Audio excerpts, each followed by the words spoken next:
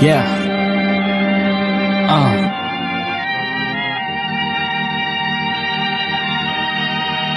Hey. Sensational. I've dreamed of, yeah. Sensational, right? That's Loki, yeah. Look, sensational. Only occasional. Sensational. Look, sensational. Look, sensational. We got the vibe, it's alright. Don't be always trying to sneak kiss me, and I'll send it right back. Look, sensational. Only occasional. Sensational. Look, sensational. Sensation, we got the vibe, it's alright. So don't be trying to sneak this. I'm throwing shots back all night. That slogan, sensational, you only occasional.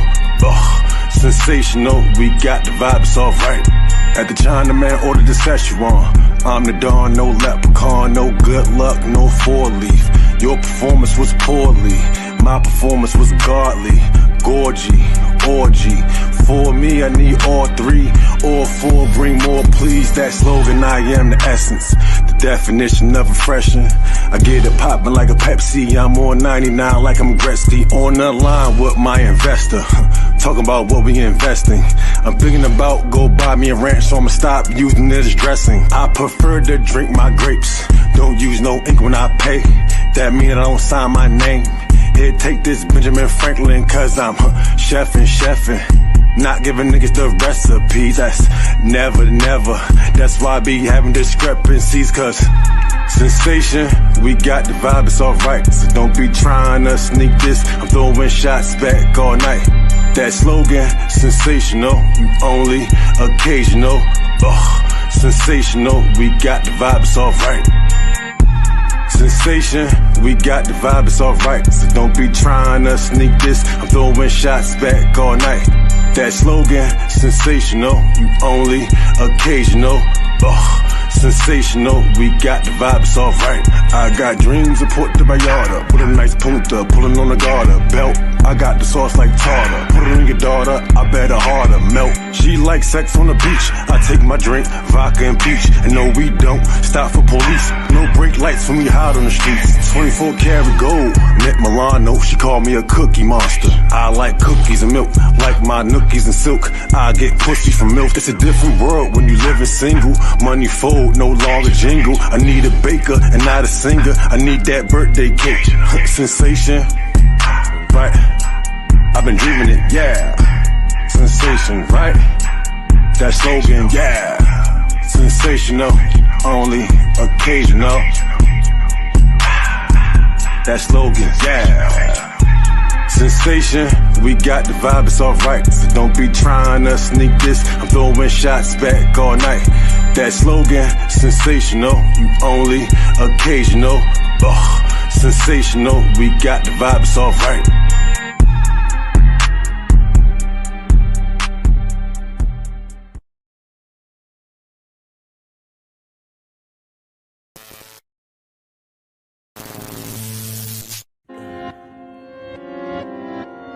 Yeah.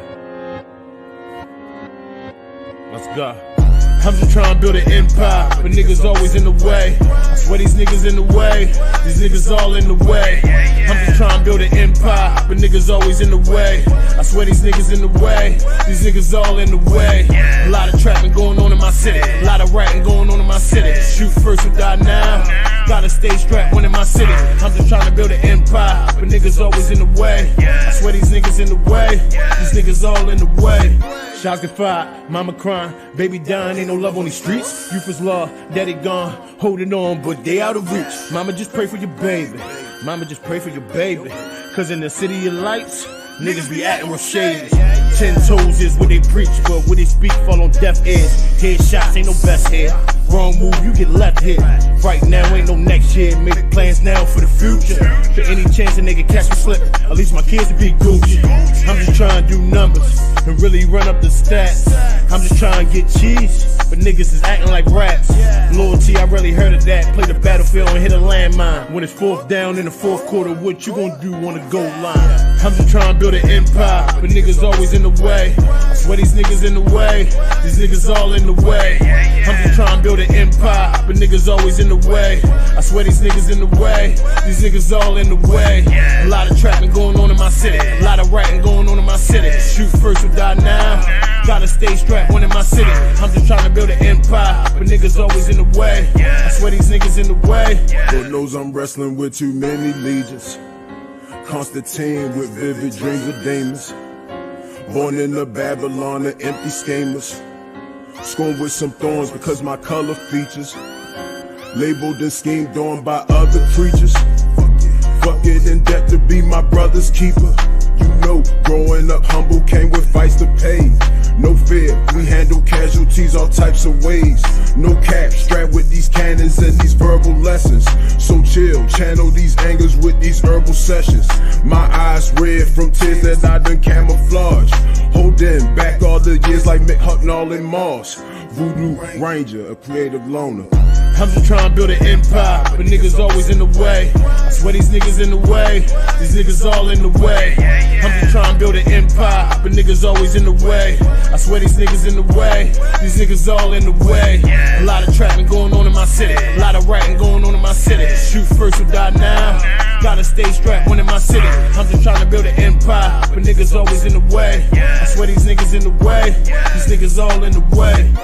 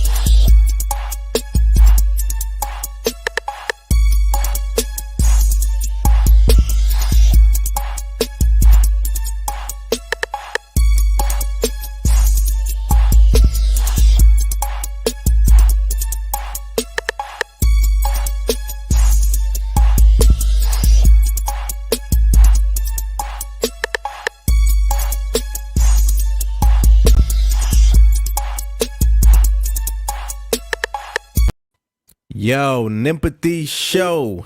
It's the NEMPATHY Show. We up in here. Mother's Day special. Mother's Day. You know, SONICBOONETV, BRYANBEKNOWIN up in the building. Man, how was your Mother's Day, man?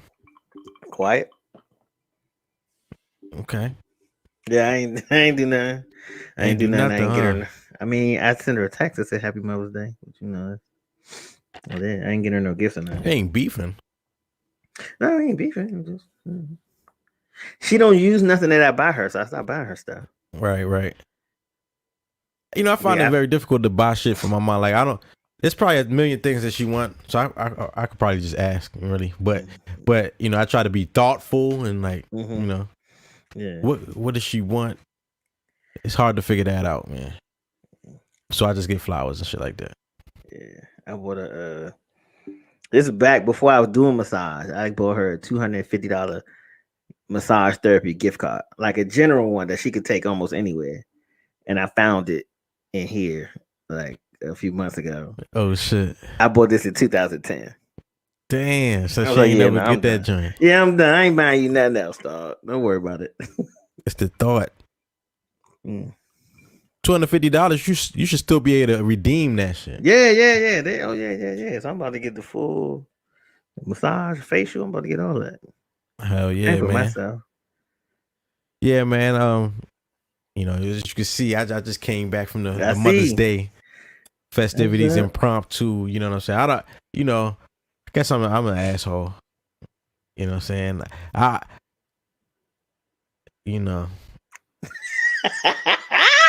I usually just do the flowers, you know, give my mom something like that. You know what I mean? It's Mother's Day. Right. You know, I don't have any children yet, so I think it's probably different when you have kids. Cause a lot of times when, you know, Mother's Day, I see guys out, it's like they have their mother and then the mother of their children, you know, like it's like a family thing. Right. It's like a big deal. You know what I'm saying? You know. So maybe things will change, you know. Well, shout out to the mothers. You know what I mean? Shout out on their day. Shout out to all the single fathers. It's like Damn,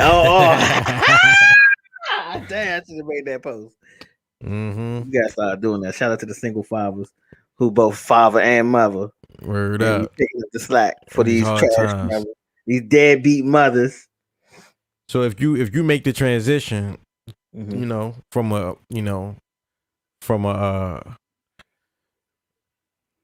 Caitlyn to we did reverse from a Bruce. To a Caitlyn to a Bruce. If you do from a Caitlyn to a Bruce, are you celebrating Father's Day? They probably would, because they want the whole experience. They want the whole man experience. Some bullshit. You can't give. So they get a birth, so they still technically the mother, but then they did the transition and shit. Still want to celebrate Father's Day. Like, nah, nigga. You can't have. We gotta choose one. Bruh, you saying non-nigga to Caitlyn Jenner is hilarious. Man, he's still fast. Yeah, you know what I'm saying? Still Olympic athlete out here. I feel like I seen somewhere he was like, I'm sorry, not he. She said she doesn't believe in transgender women entering women's sports. Right, and a lot of transgender people called the person formerly known as a him. You know what I'm saying? To sell out to the LGBTQ community, man, especially the T. He been like that though. He was even like, I don't think they should get married. And you know what? I used to feel that way. I used to feel like they shouldn't play women's sports. Now I'm with it. I think they should play. Why? I think they should because for vindictive reasons. No, women said that they're equals and they should be able to do everything. Okay, fine. I'm not. Let them play. You want them to play with you? Go ahead, let them play. Yeah, man. Like I'm with you. I'm with you. You know, like let them play. Same thing with the with the like I was saying last week about Cinco de Mayo, right? Like I ain't fighting y'all niggas, man. Yeah, that's what you want. Yeah, let just them go ahead play. And do it. Yeah, good. And then all of a sudden, WNBA viewership goes through the roof. You know what I'm saying? Because niggas we just jamming. You know, niggas elbowing and shit. Like, yeah, man. Woo! Gillette commercials is on 1,000. It's just Gillette. It's not the Gillette best for men, a man can get. or women. The best a person can get. Yeah, no, was it Gillette that they took a stance? They was like, was it Gillette that started coming at men? I think so. Yeah, with the long commercial, right? Talking about men, basically check your homies if they out here. Yeah, they ain't doing right on women. Yeah. I mean, that's cool. You know. You know what I'm saying? I just wanted a razor. Yeah, I just trying to shave. No, what y'all niggas talking about? Yo, man, NEMPATHY Show, we in here. Yo, shout out to everybody checking in on Instagram. Yo, we got the homie, Mr. Yellow CU2 on the check-in. What up? You know what I mean? Facebook Live. We on SONICBOONETV, and we on SmokeBreakLive.tv on the YouTube. All right. You know what I mean? My Twitch familiar. Facebook Live. Everybody checking in, man. Much appreciated on this Mother's Day. Yeah, how do Twitch work? Because our Twitch followers be the most talkative people in the comments. It's never the same person every week. With Twitch, you know, it's like it's just you just walk into a room. It's very niche community oriented place. You know what I mean? So they're usually very interactive there because it's the chats, you know? Right? But like, where do they come from? That's what I be trying to figure out. We gonna start asking. We gotta dive into our Twitch community. Yeah. You know what I mean? But yo, I got a video. That you will probably appreciate, Brian be knowing. And so a quick little thing that I'm working on. It might be a segment in the future, right? And it's basically about how there are some women out there who appreciate us, man. You know what I'm saying? Like, and, because the narrative is that black men don't protect black women. You know what I'm saying? And instead of just showing a man's point of view all the time, saying like, "See, we protect you." See, you know what I'm saying? We'll have a black woman, a brown skinned black woman. You know what I'm saying? So that y'all can't say nothing. All right. This is why I love my black men. I just got in a fender bender where somebody on the highway, something fell off their car and hit my car and knocked my mirror off. So we on the access road. 3 big old men get out the truck. Mind you, I'm by myself. This black man gets off his bike that was on the side of me, gets off his bike, parks his bike, walks across the street, and asks me what was going on. So I told him what was going on. So long story short, the Hispanic dudes were trying to offer me $200 for my rearview mirror, and the black man was like, "No, if they not coming with 500, call the police." So boom, I called the police. You know what I'm saying? As soon as I called the police, the man come back from his car trying to hurry up and get me to talk to his boss and shit, whatever. Black man wasn't having it. He told the man, "Get back in your truck and get off the access road and come in this parking lot until the police get here." Y'all, this black man did not leave my side until the police left. He don't know me. He just saw a black woman sitting there talking to 3 big old men by herself. So he was like, "I want to stay with you until everything is settled." And he was like, "I'm going to stand right here. If you need me, just holler." So he literally stood right there under the tree and while I talked to the police and everything. And I went over there to talk to him. I was like, "He's about to let me go. I'm just getting the copy of the police report." He was like, "Okay, well, be safe." And I asked him, I said, "Why did you stop?" He was like, "Because I saw a black woman talking to 3 big old men by herself, and I didn't want her to feel intimidated or feel unsafe or whatever. So I stopped." Y'all, this is why I love y'all. I love my black men so much. I love y'all with everything in me. Protect black men, protect black women. When I tell y'all, this man did not leave my side until the police left. Not until they came, until they left. You know what I'm saying? Make a nigga feel good inside. That's what's up. It's funny when she was like, these 3 big old men. Then she was like, Hispanic men. I was like, ain't no big Hispanic man. Hey man, cholos, man, you crazy as hell. Some big They be Hispanic dudes out wide, here. maybe. Yeah, yeah. Yeah. We're like 5'6", 5'7". That's about it. You know what I mean? But yeah, man, that's good, man. But shout out to him. Thank you, black man, for protecting this black woman. Yeah, and protecting our image out here as black men. You know what I mean? That's much appreciated. I ain't arguing with nobody that's angry at black men either. Okay, be mad, sis. Be mad, right? Be mad, sis. Because you also, people like that, you gotta remember, it's nothing you can say to change their mind. Right. They're just gonna be mad. And what you're not gonna do is make me mad too. Be mad by yourself. Hey, yo, that's really like a L. Like, if you allow somebody to change your mood, change your day like that, like, it's an L. You took an L. They won. You know what I'm saying? Even if you whip their ass, it's like, damn. Because you know the L you're going to take after the fact. That's fucking cool. But I don't know. I've been seeing Man, so many cameras. It's all over TikTok. These men hate us. Do we? Or did I ask you to stop? Because we're making more money. And we're the masculine ones now. I'm not gay. Like, I'm not gay. Like, I don't understand. Like, this is a very simple concept. Like, I'm not gay. I don't want to date somebody with a ton of masculine energy. So I don't understand what the issue is. Because women will be quick to say, not all women, but some women will be quick to say, a lot of these men aren't men anymore. They're acting more feminine. So, okay, so you do understand the concept of a person isn't leaning into the majority of what energy they should be. Right. So why do you think that it's okay to do it? You know what I'm saying? It's wrong when the man does it, but when you do it, it's okay, and I should just accept it.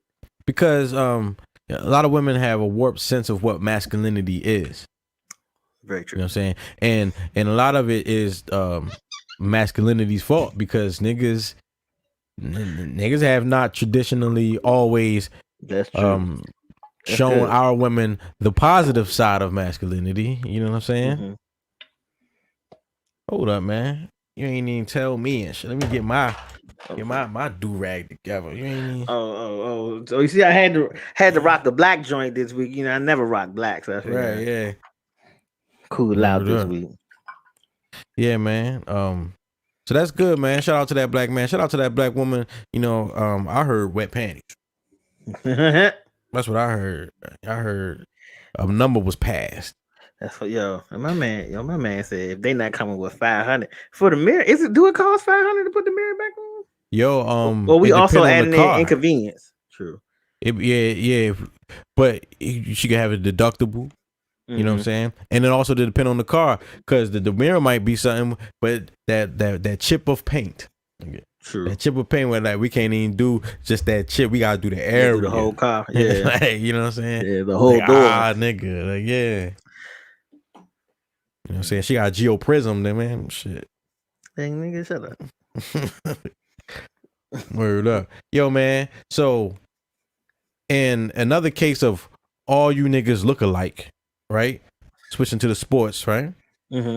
Nancy Pelosi, right? She wished baseball great Willie Mays happy 90th birthday. And she posted on Twitter some other nigga. What you think about that? Another Willie, right? Yeah, it's another Willie. I mean, I read the article. Of course, they blame it on whoever, like the young little secretary or whoever. So whoever's running her account. But like, man, she did that herself, man. Right. Because she felt like she knew this nigga. Remember, she had the kente cloth on. Side note, I done had 2 white clients this week, and they both had some type of African garb when they came in. One lady had the kente cloth like purse, and the other white lady had like an African print like mask on. I'm like, where y'all getting this stuff from? See, this is why Brian be knowing a professional and shit. He knew I couldn't hear what the fuck he was saying, but he kept talking and shit. You know what I'm saying? We do this. Yeah, man. But yeah, she was, you know, she thought she like, yo, I took a picture with this dude. I know this dude, man. We go back. You know, way back. Yeah, way back. Ran Black Lumberjack. But the thing is, I don't know what either black man looks like. So if I'd have seen that, you don't know what Willie Mays look like. Come is that on. him? Nah, that's not. Nah, that's not him. That's the other Willie. Willie Mays did the over the shoulder, the over the shoulder catch. You know, with no looking, it just came over. His boop. Just caught that shit. Oh yeah. You know what I mean? Running up the wall and shit like that. I thought that was BoJack. Yeah, but I Willie mean did it that's first. way before BoJack. I mean, yeah.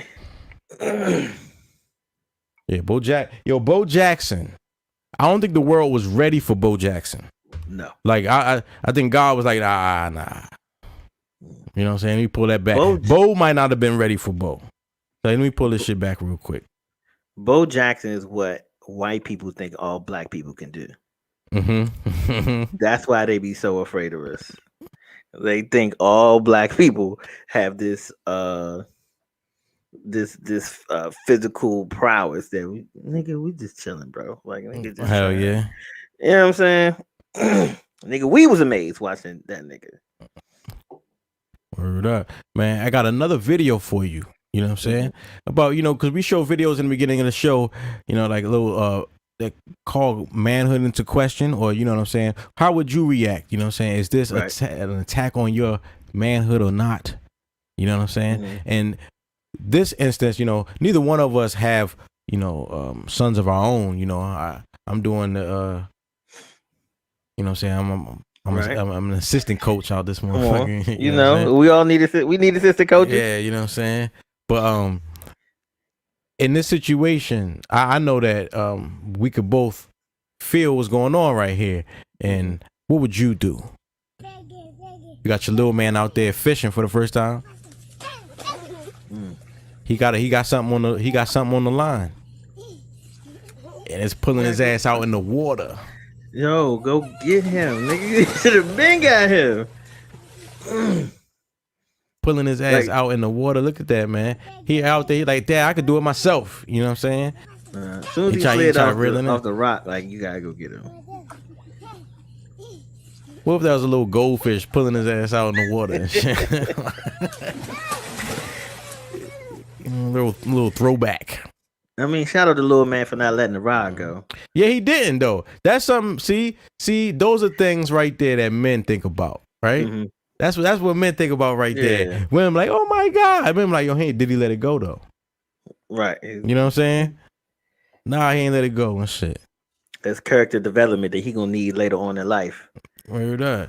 You know, he got punched in the face. Did he get up though? Yeah, did he get up? Did he swing back? Like what? Right. Yeah. You know what I'm saying? Oh, he got into a fight, but what did he do? Yeah. Like, I want to know what he did and shit. Like, you know what I'm saying? Oh, he whooped his ass. Oh, shit. You know what I mean? Oh, shit. So, if your son gets his ass whooped, did you fail?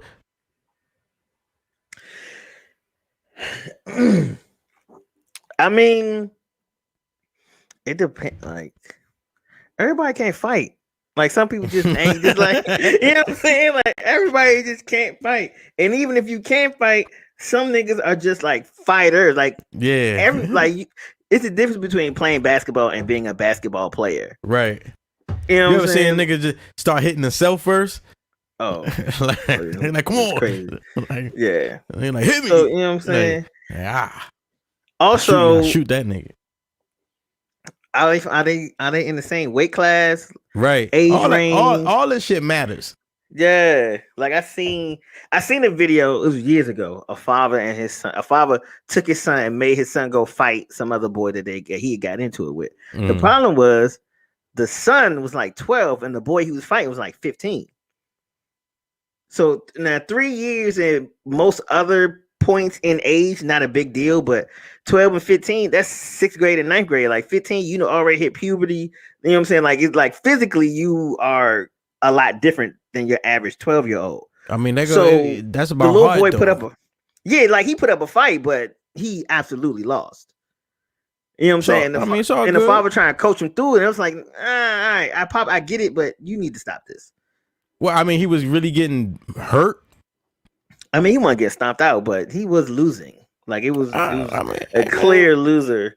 We want to see is he still coming back for more? You know what I'm saying? And it's like, yo, look, you see what you did with the 15-year-old. You know, And these two- 12-year-old, 13-year-olds ain't can't do nothing with you. Too, you could tell. You could also tell the little boy didn't know how to. The boy was just all heart. He was outweighed, and he didn't know how to fight. So I was like, Pop, you brought him down here. You didn't even give him the tools that he needed See, to that's get through this. messed up. That was my real issue. Like he clearly this boy can't fight. That's what I mean. So so he failed. Yeah, right? he failed. He failed to instruct his child how to fight. You know what I'm saying? Mm-hmm. You know, And made him fight. And made him fight. But maybe he thought that was how, you know, this is how I'm gonna teach him. I mean, he can't fight. Sometimes you gotta just throw him in the water. The water and fighting is two different things.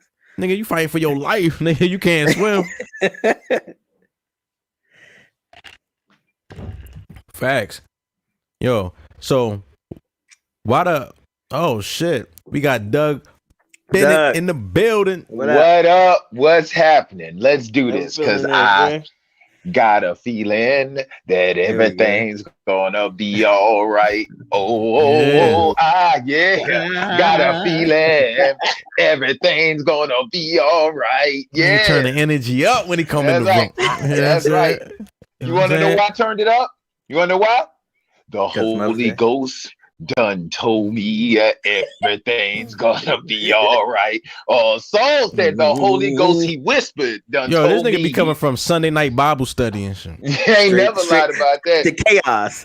Yes, do this. Straight to us. Yeah, that's where y'all wrong, boy. We doing the Lord's work. These women have been wayward for far too long. It's time for men to take their place and set these women straight. Can I get an amen, Brian? I say these wham. Amen. Can I get an amen? Boom. Amen. Yes, Lord. I see you with your little church collar on. Look like somebody had a solo. Know. Yeah, man. I just had to do the Mother's Day. Hey, how I go, Brian? I would like to thank God for my mother. There's only one mother, and I love her so much. This how you want me to say it, right? Okay. My mom is special. Yes, she is. Let's give it up for little Sonic Boom, everybody. Let's give it up for Yes, I hate this church. That's classic. Could you imagine the unbridled death we would have faced if we had said something like that? We'd still be getting beat to this very day. We got stomped. Y'all, I didn't grow up in the church. I did. Let me tell you something. To say something like that, we'd have got stomped out by the whole choir. Yes, he did. We'd have been getting beat like how Deontay Wilder say, to this very day. To this very day. Hey, yo, but I mean, to the kid defense, yo, like church, old people be at church too damn long. All day. They be at the first service and the last service. Like, man, they listen to me. They be at service so long that the sermons run into next Sunday. He gives us a preview of what he's going to talk about and then starts talking about it. I'm going to wrap it up next week. Yeah, I'm going to wrap it up next week. You know you at church too long. You know you at church too long when the sermon got parts to it. Like it's a sequel of the same thing. Like he started telling you what Jesus did while he was in the grave. Well, he was in there Friday. Saturday, he got acquainted with everybody. You're like, man, it don't matter. Yo, the pastor's real audience are the old people. The people who be there, who've been there for years, who give money every week. You know what I'm saying? Yes. That's the real audience. Long as they are satisfied, the pastor is satisfied. The first concert I ever went to was called 11 o'clock service. Shit, man. The first concert I ever went to. Man, I went to this one New Year's Eve party. You know what I'm saying? Like girls had their legs out and shit. Cleavage out and shit. That shit was at New Psalmist, nigga. They go there to ask for God's protection before they go sinning. Nigga, that shit was at New Psalmist. This nigga did that on purpose. You know what I'm saying? Shout out to Word up. I was like, God. And I used to have like the most, and the worst thing about church is the preacher be so damn practical. Like he don't, like, remember back in the day, you had preachers who would actually break down the sermon and actually talk about stuff that happened in the Bible. Now you got preachers who make a sermon about their breakfast. Well, I woke up this morning and I wanted Honey Nut Cheerios, but God said he was about to mix some stuff up in my life. So instead, I got scrambled eggs. You understand what I'm saying? And then I was a little broke, but God said he's going to add a financial blessing. So he put a little cheese on it. You like, nigga, that ain't what God did. Yeah. Yo, I don't like that superficial shit, man. I don't like it for it to feel like a concert or just a pep rally. I don't like I'm not coming to a pep rally. I want to learn something. Yeah, God damn it. I remember growing up, the only instrument you had in church was a piano or organ, a cymbal, and every now and a tambourine, and every now and then you may have an acoustic guitar. Now you got synthesizers, you got fog machines, niggas got NPCs in there and shit. Like, oh yeah, you got NPCs in there. You got your own little DJ Khaled. We're gonna have another scripture and another one. Nigga, that when you with God, and then all the praise and worship team do is listen to the radio through the week and learn how to not gentrify but holify a song. Yeah, when you got God, all you do is win, no matter what. You were like, nigga, that's DJ Khaled. So that's how they get the people. That's how they get the people. Church I used to sing at. They got a new one. We remixed "Happy" by Pharrell one Sunday. It wasn't that difficult. It's already a happy song. I mean, they wasn't happy. You know, the old folks feel some type of way. You know they weren't. Blasphemy. I'm telling you, I'm waiting. I'm waiting for them to happy. We didn't change that many words. I'm waiting for them to holify. Sorry, not sorry. Oh, it's coming. Believe that. Sorry, I'm sorry for all that I've done. Yes, I am, Lord. Yes, I am. Sorry. Can you holify though, baby? Sorry. Oh, I think you can holify anything. You can probably holify "Suge" by the Baby. Because them shits be on Kids Bop. You know I got my 10th. I'm gone. You I'm say my me. Bible. I'm on. You say me. That's right. Get the fuck out of here. You gonna make work on that this week. How I go? Hey, boom. How I go with the Baby on Suge? I did my bills. I'm wrong. I got a 10th. It's gone. Do all they want. Good. The serving the Lord is good. I live in the back of the hood. You like, what the fuck are you talking about? Man, Brian be know about that gospel go-go. Wow. What do they call it? Northeast praisers? Technically, Chuck Brown took the beat from church. He just started playing in the club. So gospel go-go is nothing but a return to its roots. I don't care what nobody said. Funk came out the church. So did stripping. Stripping came out the church. The Bible itself says David danced out his clothes. David was the first stripper. All these women is doing is practicing David's ministry, right? Oh, shatalabo sheet. That is a word. E. coli. E. coli. E. coli. E. coli. That is a word. Look at Brian looking to the hills from which cometh his help. Look at Boone looking to the hills. Amen, Boone. Amen, Boone. Hey, yo, man. Yo, we was in the sports when you joined us, my brother. Let's do it. Now check this out. You know, I happen to be a fan of this team, but not a fan of this move. I'm not a Yankees fan, but I'm a Mets fan, and both the Yankees and the Mets. He's just anti. What? He just anti. Well, how the hell? What? I don't see how anybody could represent any part of the tri-state and pick the Mets or the Jets to be fans of. Like, y'all just anti-establishment. I'm talking about Darryl Strawberry, the white good nigga. Like, come on, man. I'm talking about that. That's my favorite baseball player of all time is Darryl Strawberry. Nigga, you do realize that that was when Ronald Reagan was president, right? I mean, that's my favorite player. Yeah, and he got in trouble for that stuff Ronald Reagan. The Jets won the title in Lawrence Taylor.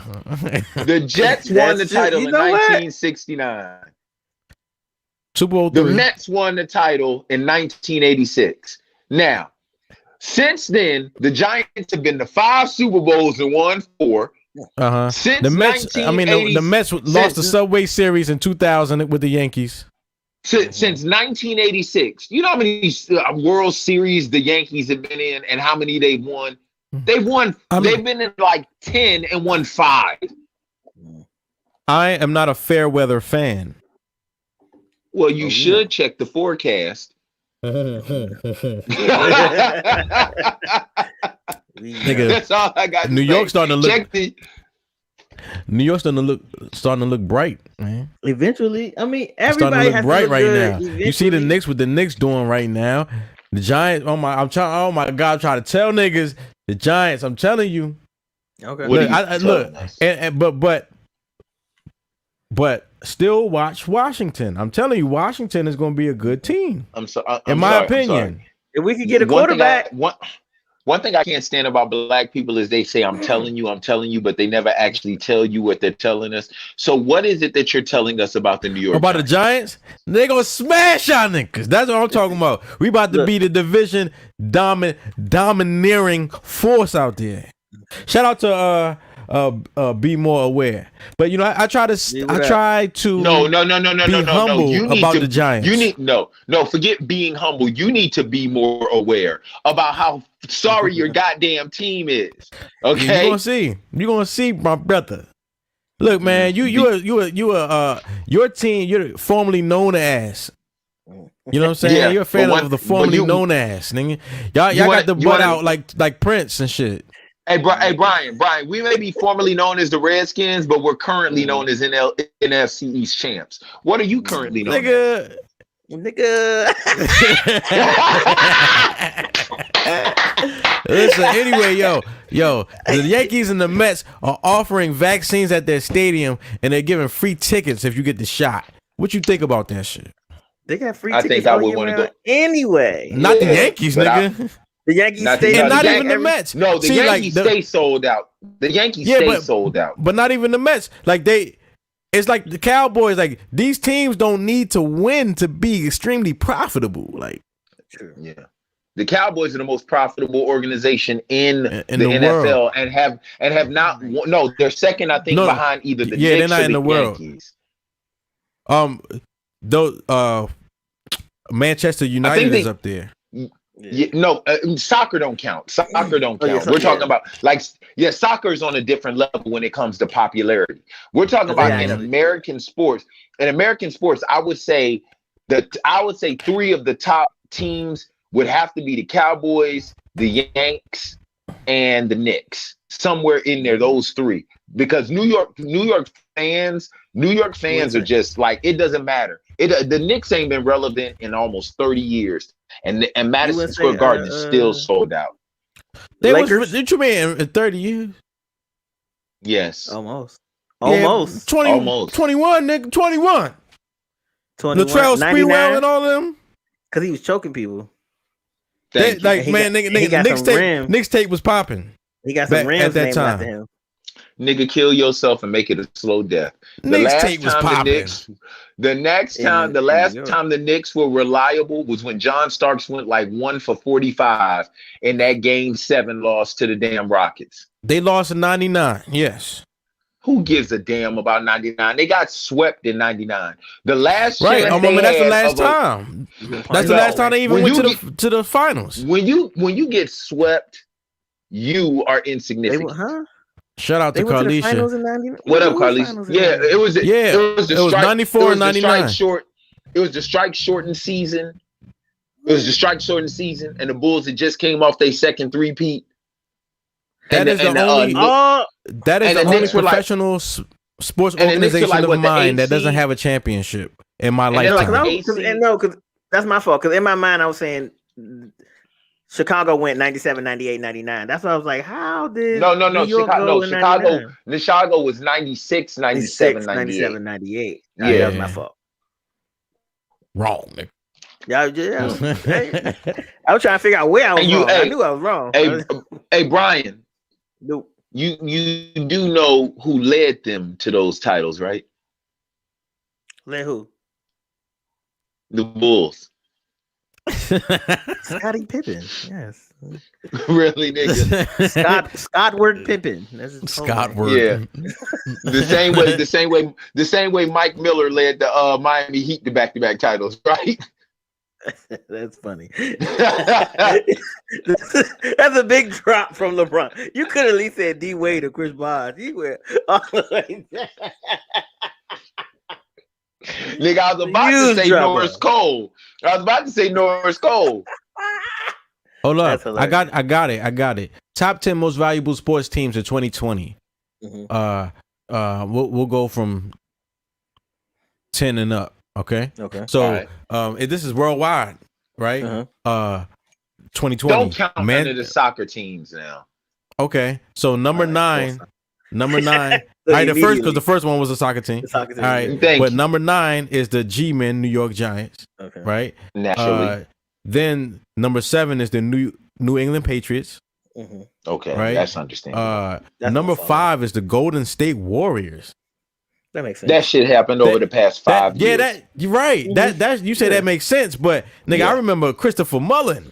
Mm. You know what I'm saying? I remember Barry Davis. If you're not a fucking Christopher Mullen fan, I don't want to hear shit about Golden State, yo. Unless you're like, you was born in 2000s. Yeah. Nigga.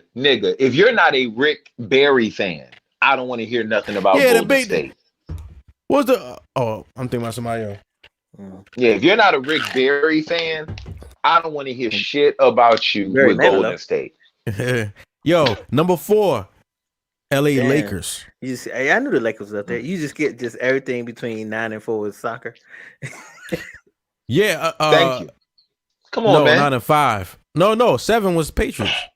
Oh, right. Yeah, 5 was Golden State. 4 is the Lakers. 3 is the New York Knickerbockers. What I tell you, like $5-6 billion. So the next 2 are the Yankees. The team is one in Dallas and the team in New York. What I tell you? Which one do you think is 1 and 2? The Yankees have got to be number 1. Yeah. What do you think, Brian? You know? I think the Yankees are number 1 because this is 2020. 2020. Yes, 2020 revenue. Because I feel you will see way Yankees. more. You will see. I'm gonna still say Yankees. Yeah, you will see a foreigner in a Yankees hat way faster than you'll see them in a Cowboys hat. I think just because that international crossover, I think I'll go Yankees, of the sport. Number 1. Yeah. I say Yankees. The Dallas Cowboys are number 1 most profitable. Are you serious? Franchise. I feel like Jerry is padding numbers. Jerry is. I do. I feel like I can't. No way. You didn't see y'all didn't see the ESPN not over thing? The Yankees. Not over the Yankees. Y'all didn't see the ESPN thing with the cheerleaders? They're the only team that they're the only team. They're the only team that produces jerseys. They make jerseys for college teams, as if they were like Starter or Reebok or some shit. You know what I'm saying? And they got sweatshops and shit. But over the Yankees. Yeah, we talking about damn 30 championships with the Yankees, like Mickey Mantle, Babe Ruth, Roger Maris. But he keeping everything in house. Yeah, so like what's the Tech Nine? Like Tech Nine always make like top rapper, like highest paid rappers every year because he's independent. No radio play. Yeah, no radio play. Couldn't tell you a single Tech Nine. I don't even know. He don't even come over here, do he? To tour. It's like mostly Middle America, ain't it? Yeah. True that. I mean, Michael Jackson was the same way. Michael Jackson ain't touring America like that. Yo, man, if you people talk about they want real hip hop. Real hip hop gets appreciation overseas. Mm-hmm. You know what I'm saying? There's a bunch of people in Japan right now painting themselves black. Not because they trying to make fun, because they want to be black. Yeah, MC Rice Noodle. Oh. Yo, Carlisha said, "Hey y'all." They started to do trap What's up, music Leisha? now.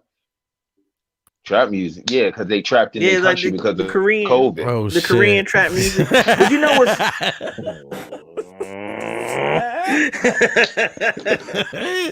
what I was going to say is what's so crazy about it is the some of like the transition is so wide in some places. I thought you was about to say transgender. Go ahead, man. He's a tap dancer.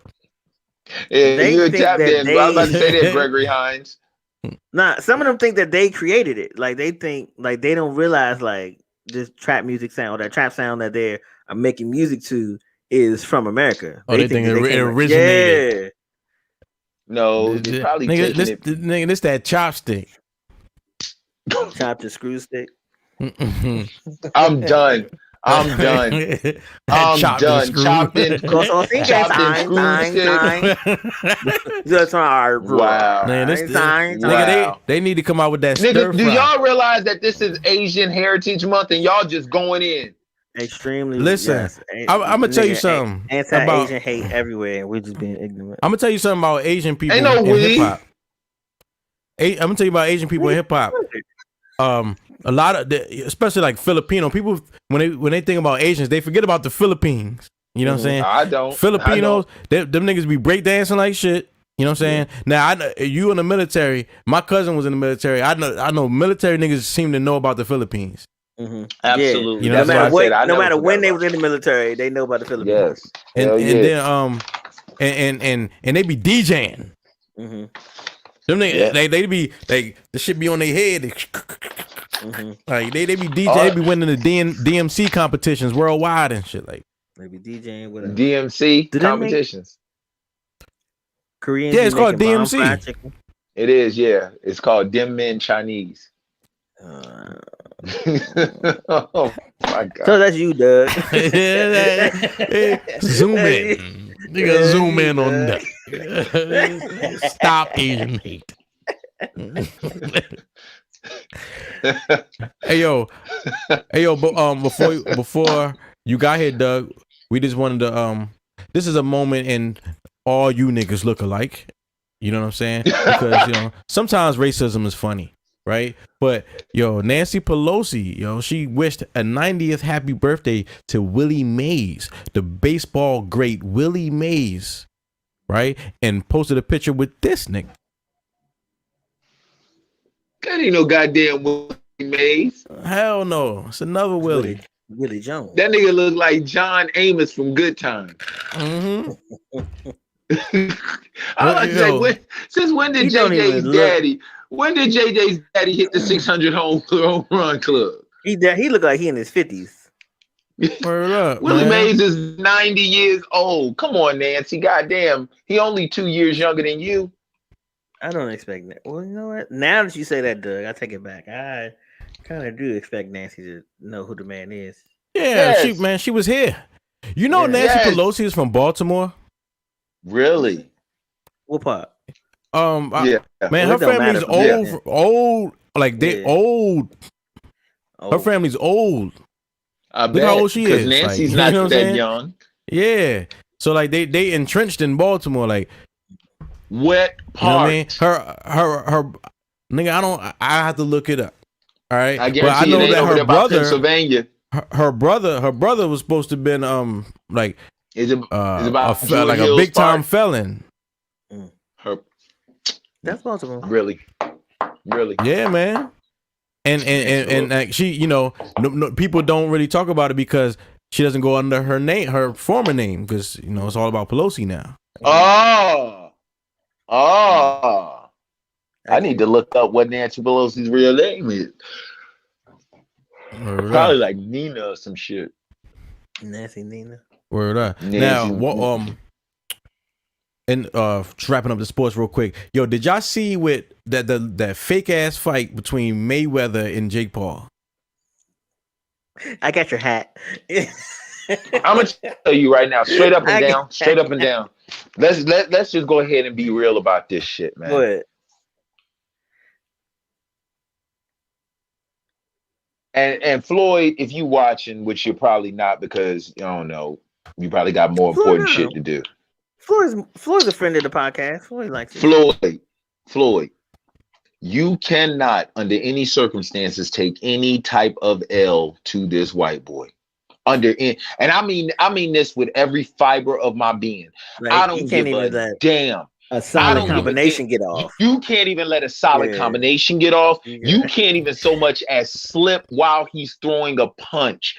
Floyd, you can't do that Conor McGregor shit that you did with him. You got to whoop this white boy's ass from way in up until the final bit. Like, you got to beat the brakes off of him and his brother, because this bullshit with them has got to stop. This bullshit with the Paul brothers, like, I mean that wholeheartedly. That I wish I could make a joke about it. I wish I could be funny, but this bullshit with these Paul brothers, this shit has got to stop. Somebody's got to put a cork in this shit, because this some they getting money though. They getting money. Hold up. They getting money, right? But they're enabling niggas to get money. Fuck you, Boone. They are though, because I mean, the prestige that they gotten on social media or wherever they got it from, it has enabled guys to come in there and make a couple few thousand. Stop. You know what I'm saying? Stop it. Off of their notoriety. First and foremost, let's be for real, Boone. And this is where I'm coming from. I'm not against anybody making money. What I am against is I'm against privileged people using their privilege to get even further at the help of those who are unprivileged. Look at all of the people in their corner. All the people in their corner are black people. All the people in their corner are minorities. People who probably got more talent in their thumb than both of them put together. And they know good and goddamn well they don't deserve the notoriety they're getting. You got legitimate what's the last dude there. What's the white guy that beat to this day Deontay Wilder? What's his name? Tyson Fury. He went to a black gym and to beat Tyson Fury. Yeah. Who went to a black gym to beat Tyson Fury? I mean, Deontay Wilder. Tyson Fury went to a black gym to beat Deontay Wilder. That's why Floyd was like, "Nigga, come train with me," because he's learning something. And Deontay, no, I get all of that, but Tyson Fury is a for real boxer who has. They said they had something in his hand and in his gloves. Oh man, yes, fists that knocked Deontay Wilder the fuck out. Deontay Wilder, he did have like an indentation, and he got it to this day. To this day, yo, where is he? I ain't seen or heard from that nigga since. That nigga here. You ain't seen him with the picture with. Listen to me. You ain't seen the picture when they say when you get your lunch money taken and get your ass whooped at the bus stop. Yeah, you stay in the house. Homeschooled for a while. But this is also pre-COVID. Nah, hold up. They said you ain't see the picture when they say he was working out and shit, but they said he skipped leg day. The nigga, they say the niggas like, what kind of workout you doing? Man, see, listen, you need that. See, that was the thing about Mike Tyson. That nigga thighs.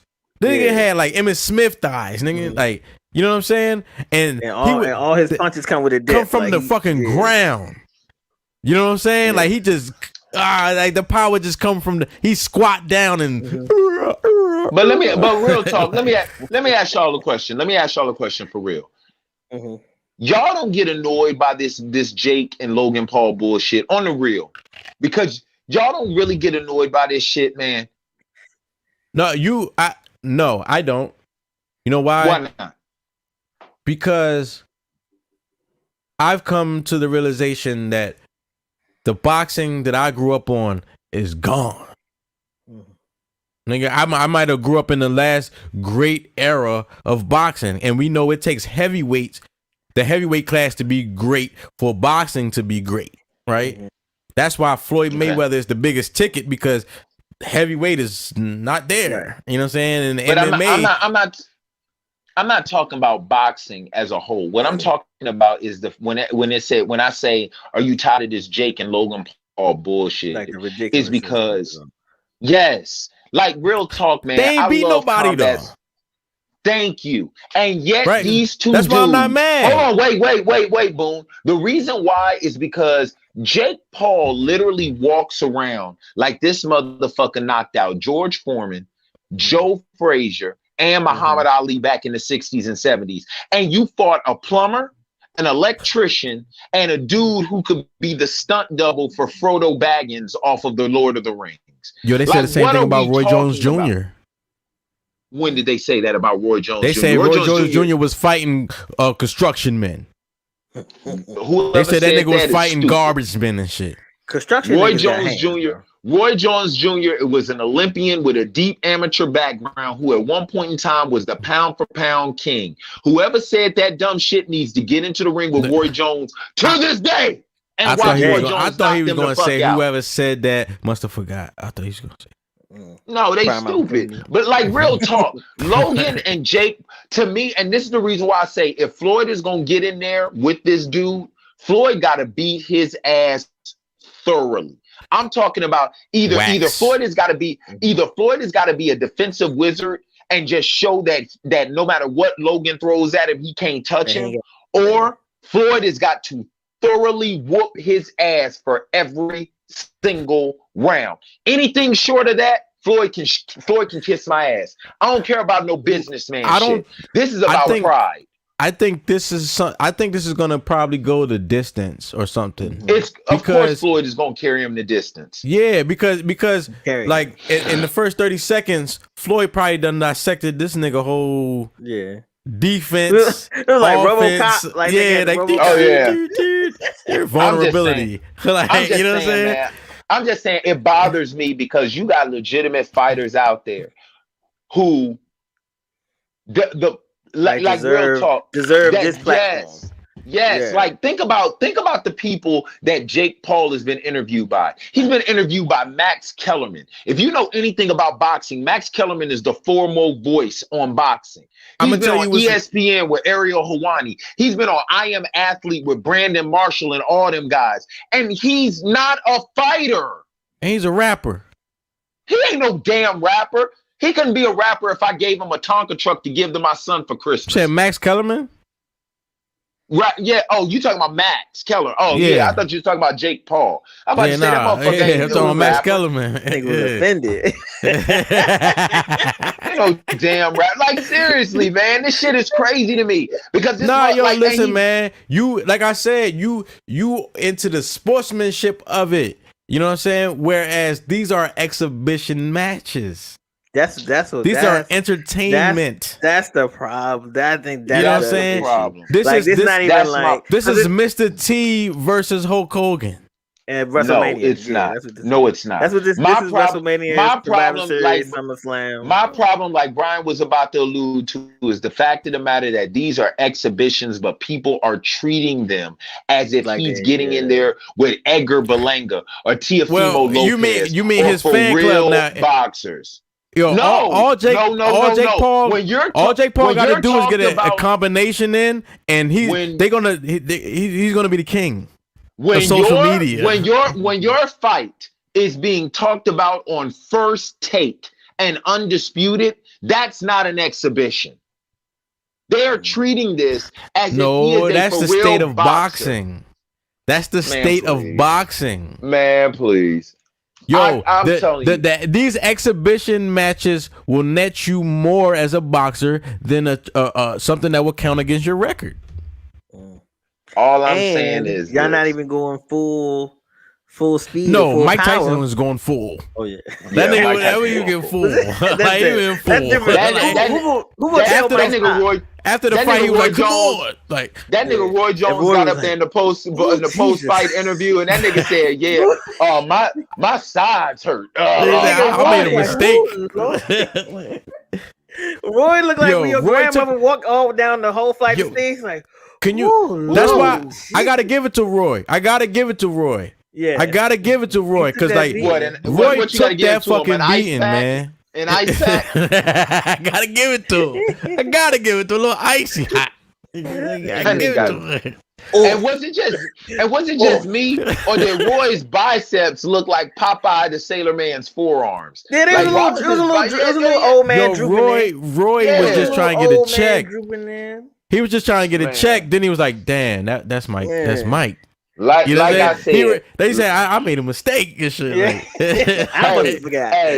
Hey, like I said, if you know, like I know, Roy better not drop one round to that white boy. Not one. Yeah, not one. I mean, it's gonna be fun. And no, if he knock him down, if Jake knocks, if Jake Paul knocks down Floyd Mayweather, it's a loss for Floyd. I don't give a damn what happens. Social media is going to burst in flames. Now listen to this, Doug. What's up? I'm going with your premise, right? You said there are a plethora of real boxers out there who could utilize this platform right now, right? Absolutely, right? Ooh, I know what you better say. Right now, but are they the showmen that Floyd is? Them niggas trying to fight for money. Floyd trying to put on a show for money. Bro, how many times have people fought Floyd and you never heard from them again? Why? Because they done bought a fucking island from their profit and they're right now chilling. Hell yeah. Oh, I thought Boone was gonna talk about how the opportunity all the undercards get for being on it. Man, fuck them. Somebody gonna see them. Somebody, that's what we say, but somebody that's in the box is gonna watch. Do those fights count? Like I said, undercard? Does the undercard count? Like I don't know, but if you see a nigga got potential, let me see. The Paul brothers are the textbook definition of white privilege. Nigga, they're the social media what's the two Russian brothers start with a K? Yeah, they're the social media Klitschko's. Don't you ever insult the Klitschko's like that. Yo, wrap it up sports real quick. Hey, you hear Canelo Alvarez? Canelo Alvarez want to fight both of them so bad. At the same time. Yes, he does. Canelo wants to fight. Canelo, like, you know what? I won't even fight you. I'll just spar with you. I'll take some off. I saw Alvarez. Didn't he just win a fight like 3 days ago? Some shit. Last night he broke the nigga's orbital bone. Yes. Oh, yeah. Nah, he ain't even knocked the nigga down. See, people want to see a knockdown and like I knocked the nigga out. No, he made the nigga sit down in the corner and say, "I ain't fighting no more." Canelo Mexican. Yeah. Canelo's Mexican, right? He's Mexican. I would give him every bit of money I have in pesos for him to knock out the ball. My nigga. If the opportunity to invest in fighters ever arises, and I'm investing in Mexican fighters, yo, through all my life, motherfuckers do not stay down. He ain't lying about that. If you knock them down, he ain't lying. You know what I'm saying? But not even Mexican fighters, just Latin fighters, period. Like Roberto Duran, Alexis Arguello, Felix Trinidad, Oscar De La Hoya, Julio Cesar Chavez, Fernando Vargas, Marcus Maidana. I mean, like the list. Maidana knocked out, what's her name? Adrian Broner. Yeah, he was talking about that shit on Wild 'N Out. That nigga get hit. When that nigga got up a hamburger with no cheese, that's still a. I'm telling you right now, man. Latin fighters, boy. Latin fighters off the chain, man. It's like those mofos, man. I'm serious. They say because they are a warrior class of people. No, I think it's just because they mama drink a whole bunch of vitamin D and they'd all go to their cranium and get hard up in there, something like that. Cause that shit is crazy. Them jokers walk through punches. I ain't anyway. So listen, before this to wrap up sports real quick and shit. You know, a little generational thing. You know, me and Doug on this side. You know, Brian be knowing and J3Z is usually on the other side. You know what I'm saying? But you know, I may be old, but at least I got to see all the good tag teams, nigga. Damn right, boy. You know what I'm saying? Ant Roll Warriors. There they are. We're right here. You know what I'm saying? There they are. The Steiners. All right, but what did they change their name to? Who? Road Warriors. Road Warriors 2000. No. They changed their name. To what? To what, Doug? Goddamn. Oh my God. Was it the Outlaws? Oh my God. No, it wasn't no damn Outlaws, Brian. You be quiet. There wasn't no damn Outlaws. You wasn't here for this, B. Oh my God. The Road Warriors. Oh my God. Damn it. I can say it. Give me a hint. MF Doom. The Boom Shires. Nigga, that oh my God. The Legion of Doom? The Legion of Doom. Yes, I knew that. The Legion of Doom. I absolutely knew that. You know what I'm saying? And listen, Demolition was okay. But I felt like the Legion of Doom, like they had the football joints with the big spikes. You know what I'm saying? Down on the bikes Demolition was like Kiss. Yeah. You know, with the white face, and they were still feeling it out when they were they tongue was out, and I'm like, like, okay. And he said, yeah. That's how you know. That's how you know when a nigga ain't feeling something. He just make a weird noise. So, babe, how do I look at? Babe, how do I look at this? I mean, remember the Steiner brothers? Steiners, yeah, of course. The Steiner brothers, man. Rick and Scott Steiner. Do you remember this man right here? Yeah, Chico. Oozing machismo. Machismo, nigga. Yo, that he is an unsung hero, dog. Yo, Reza Ramon. And the motherfucker is not Spanish at all. His name is Scott Hall. Yeah. Hey, yo, you remember? Do you remember how WWF used to be when they used to do like different montages and shit? You know what I'm saying? And I remember Razor Ramon. This nigga went to the hood. Right, he was high-fiving black kids and shit. Like he was in this nigga was in the projects. They on love WWF, nigga, in the 90s. Like that shit was crazy. Yo, we love Razor Ramon. Now, this Farouk, right? Ain't this the same nigga? Ain't this the same nigga though? That is Booker T and Stevie Ray from that's Booker T. Hey yo, Booker T, right? Yeah. I saw this old clip. It was him. Like I think it was it Randy Savage or was it Hulk Hogan? And he's talking to Hulk Hogan. Yeah, it was Scary Sherry. He said Scary nigga. Sherry. He said nigga, People should Scary Sherry is an Apollo legend, nigga. But anyway, you know what I'm saying? And he was like, I'm coming to get you, nigga. No. Wait. You're not going to skip over that. It is not Scary Sherry. It's Sherry Shepherd, you motherfucker. Scary Sherry was never on the Apollo. No. I'm saying she Apollo legend because she was a legend, yo. Scary Sherry? What like you talking about does the like, Apollo have to do with it? Nigga, I'm just saying she was like for black people, this is Apollo, nigga. You know what I'm saying? She's up there. I do not know what you're saying. I do not know what you're saying. Nigga. Hold on, wait. Because I think what Boone is saying is Scary Sherry and Sherry Shepherd are the same person. And I think Doug is saying they are not the same person. They're not the same person. Okay. Then I'm still trying to figure out. Sherry I just said she was an Apollo legend because when I think of the Apollo, it's like high esteem. So Scary I just said she's Apollo legend.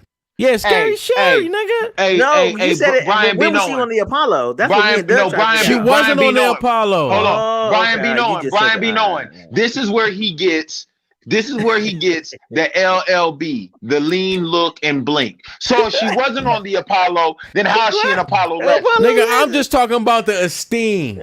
Okay, I'm just talking about she's somebody that people don't talk about. Okay, you know what I'm saying? Know why? But she's not that important. Man, she was. It's just like if she wasn't important, then what's the chick that Randy Savage and Hulk Hogan was fighting over? Elizabeth? Miss Elizabeth. Yeah, how you gonna say she wasn't important? Because she's not Miss Elizabeth, my nigga. Nigga, wasn't she with Randy after? Are you gonna sit up here and tell me you're a wrestling fan, Boone? Nigga, she went with Randy after. No, and when Randy went bad. Wait.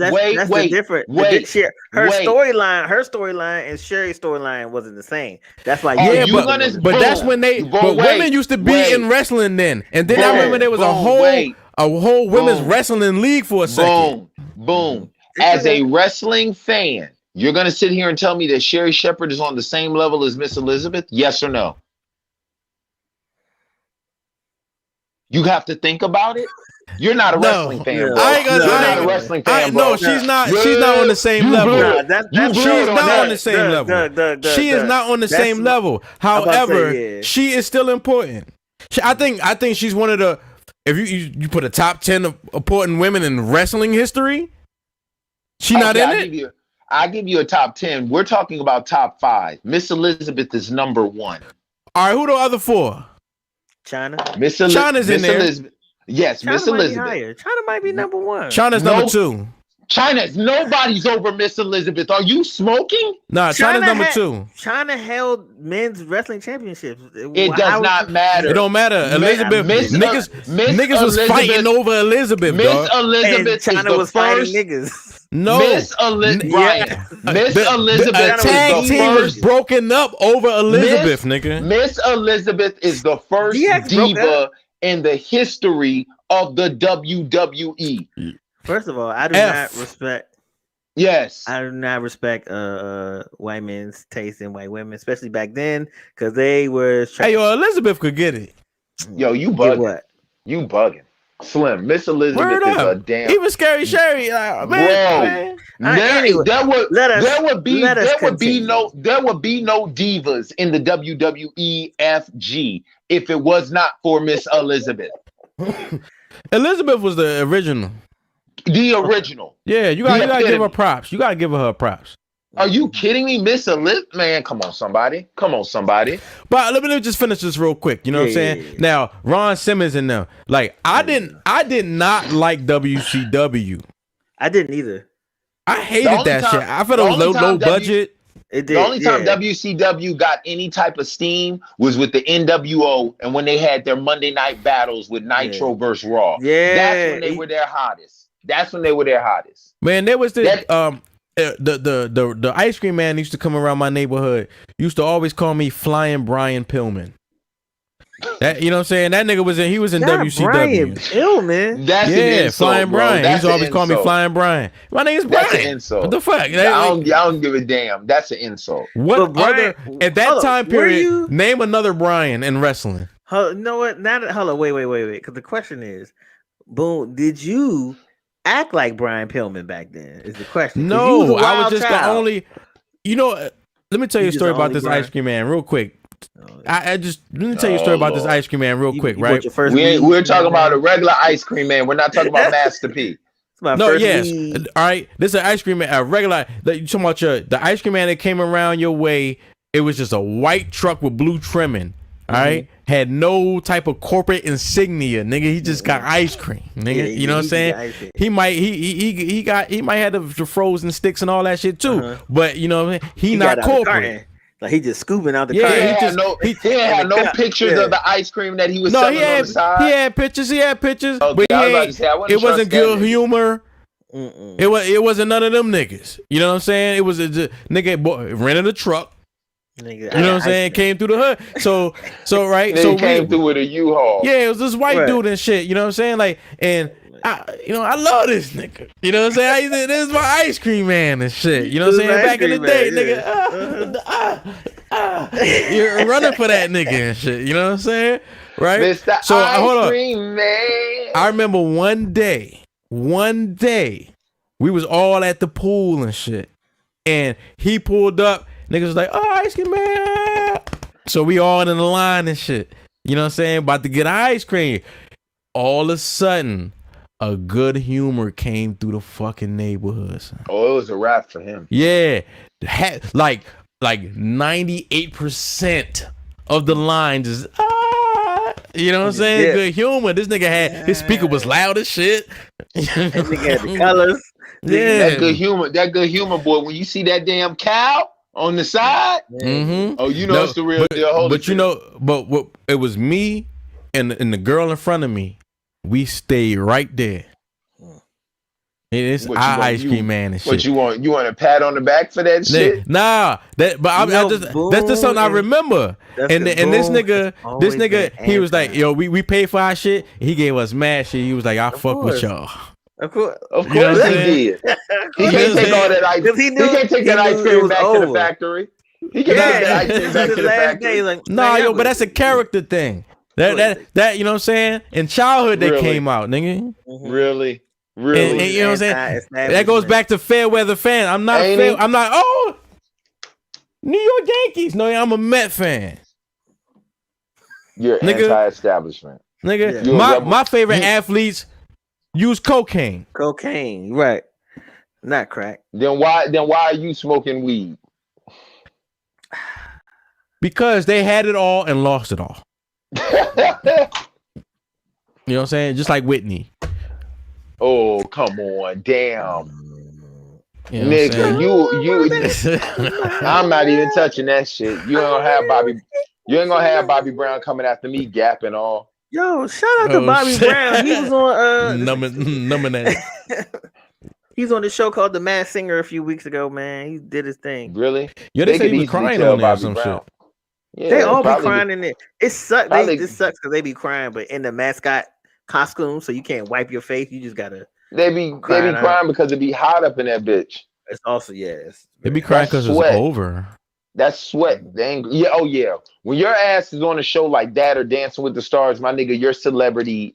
You are now a D-lister. Yo, man. So listen, shaking things up. We bringing segments to the show. You know what I'm saying? We got Brian B. Knowing on here. Mm-hmm. We got Doug P. Bennett on here. You know what I'm saying? And I ain't gonna say that. But anyway, I got a new segment that I want to test out, right? Mm-hmm. And it's called Am I Tripping? You know what I'm saying? We're asking, is he tripping? But the person, we're gonna have people send in videos asking questions, right? And they just want to know from their point of view, are they tripping? Am I tripping? Right? I feel like I'm gonna like this segment. Right. So this is the first one right here. Deuce, right? Deuce. He had the second video we played tonight. You know what I mean? But we're gonna show his Am I Tripping? Just had a question for y'all real fast. My youngest daughter, we walking around the neighborhood trying to teach her how to cross the street. Very important. So we making 2 laps around the block. I'm letting her make all the decisions. So we not crossing the street until she tell me it's good to go. And if she mess up, I'm telling her where she mess up. So on our second time around, I see this guy. And he say, how old is she? I say 4. And then he like, oh, come on, Dad, she 4. What'd you expect from her? And I looked at him like, I expect a lot from her. That's what I expect. And I feel as though that's the problem with us as a society. A reason why our businesses fail. A reason why our relationships fail. Because I feel as though we as people we give up too early. We're way too soft as a society. I feel as though we're looking through the world through childhood perspective and making decisions based off of childhood thinking. We never upgrade our thinking. We never upgrade our beliefs. So even though we're an adult vessel, mentally, we're still adolescents. Like with that case with the guy, what do you expect from her? Like, yeah, I expect a lot. It ain't no, oh, come on. Like, yes, it's times for that. But we live in a world now where she can't take what daddy teaching her or saying, the world gonna eat her up. And I'm not gonna let the world just eat her up. So I gotta get her prepared for the world to make decisions, not to rely on anybody. Be able to fend for her own and do for her own. So I just want y'all opinion on that. Am I geeking? Am I tripping? Let me know. Hey, yo, is he geeking? Is he tripping? Yo, he said he was showing his daughter how to cross the street. You know, that sounds something real simple, but it's very important because your ass ran over out this joint. You know what I'm saying? Like Frogger. Niggas, you don't remember Frogger? Anyway. Yeah. You know what I'm saying? So he's teaching his daughter how to cross the street, and some dude that was out there, you know, overheard how he was instructing his daughter. And the dude was like, yo, you know, like basically be easy on her. She's 4. And he was like, yo, fuck you. You know what I'm saying? I'm gonna teach my daughter the way I'm gonna teach her. You know what I mean? Because the world is hard. I gotta prepare her for a hard world. Like I can't be soft and oh baby, nah. And you could die trying to, you know, cross the street. So I need you to know when it's safe. You know what I'm saying? And his premise was, you know, society as a whole, you know, here in America is we're on the safe side. We don't really want to deal with the issue. You know, we used to be hard, now we soft. You know, is he tripping? I say no. 4 years old, like you're starting grade school. That's like kindergarten age. And I remember when I was in kindergarten, I was walking home from school. Now I wasn't walking home by myself, but you know what I'm saying? It was a group of us, and nigga, you got to get across the street.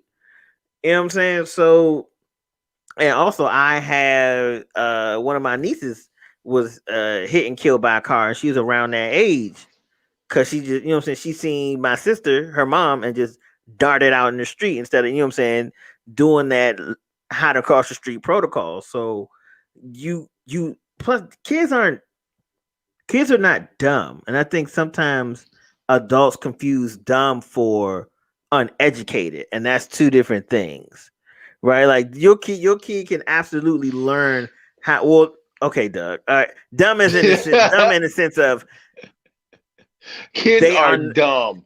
Kids are dumb. Kids are dumb. They're not dumb. They're not dumb. They can't.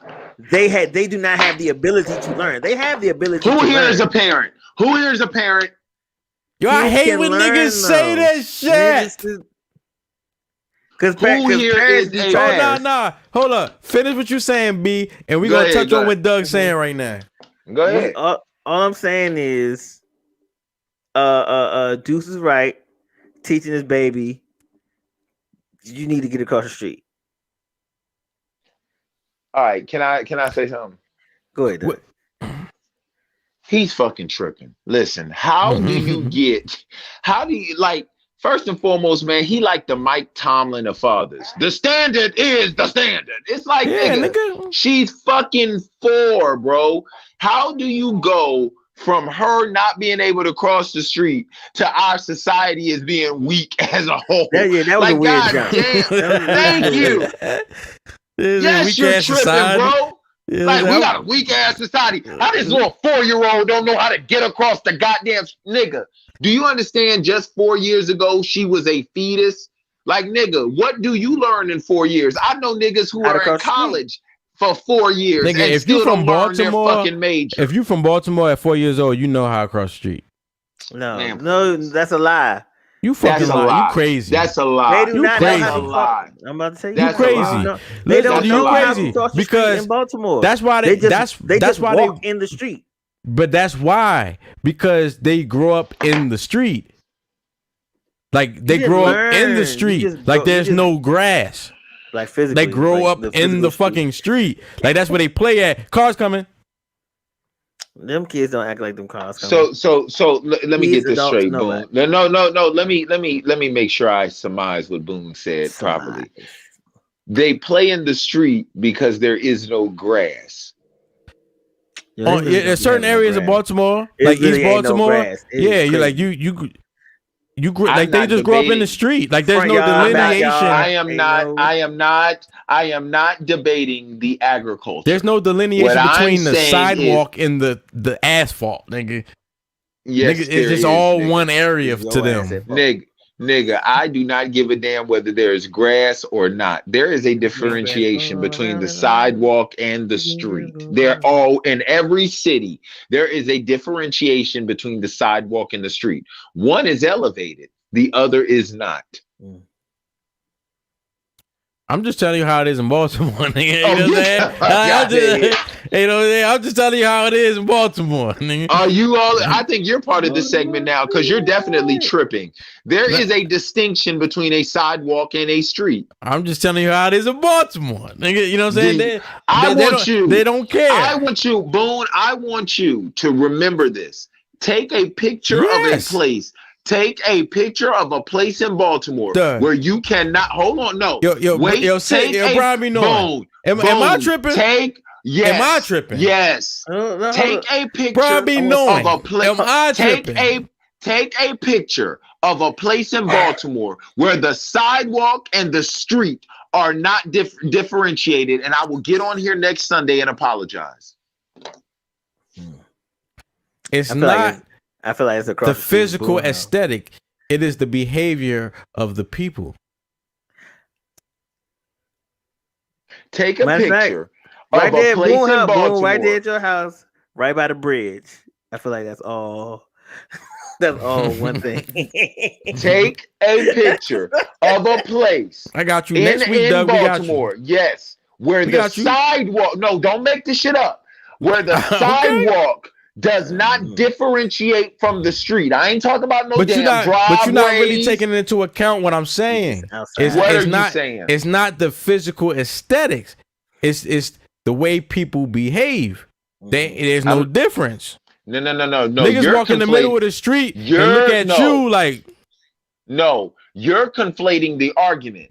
You're saying they're walking in the middle of the street because you said there no grass grows, as if to say there's no difference between the sidewalk and the street. My rebuttal is because there's no where they playing at. Can I finish my point? My rebuttal is, tell me where in any city in America the sidewalk and the street are not differentiated physically. North and Gay. Take a picture. I got you. Right. I got you. All right. Nigga, you want to see Walking Dead? Nigga, I saw North and Gay. Nigga, I'll show you zombies. You're telling me the sidewalk is not elevated or differentiated. There is no way. That's why I say as I'm listening to your point, you're missing mine. So there, you know what I'm saying? So you're telling me at North the way it looks is how people treat the sidewalk in the street. No. I am not talking about how people treat the sidewalk in the street. But I am. Hold on. You know what I'm saying? This nigga try to take my argument away from me and make it his and shit. Like, you know what I'm saying? But how people treat something has no bearing on what it is. I can eat on the hood of my car. That does not make it a table. You trying to make logic out of illogical situations. Because at the end of the day, everything is illogic. Last time you been in Baltimore, Doug?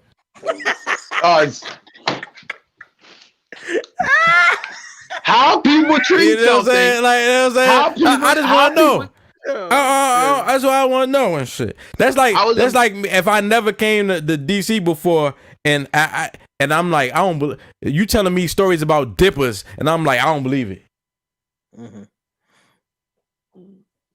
Niggas smoking bombing fluid. I'm asking you one simple question. Where in Baltimore? I'm not talking about what they think. I gave you North and Gay. You're telling me at North and Gay. Hear me out before you interrupt. You're telling me at North. You're telling me at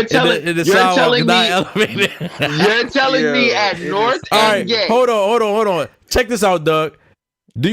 Baltimore is one of the oldest cities in America. All right. So the oldest parts of Baltimore, those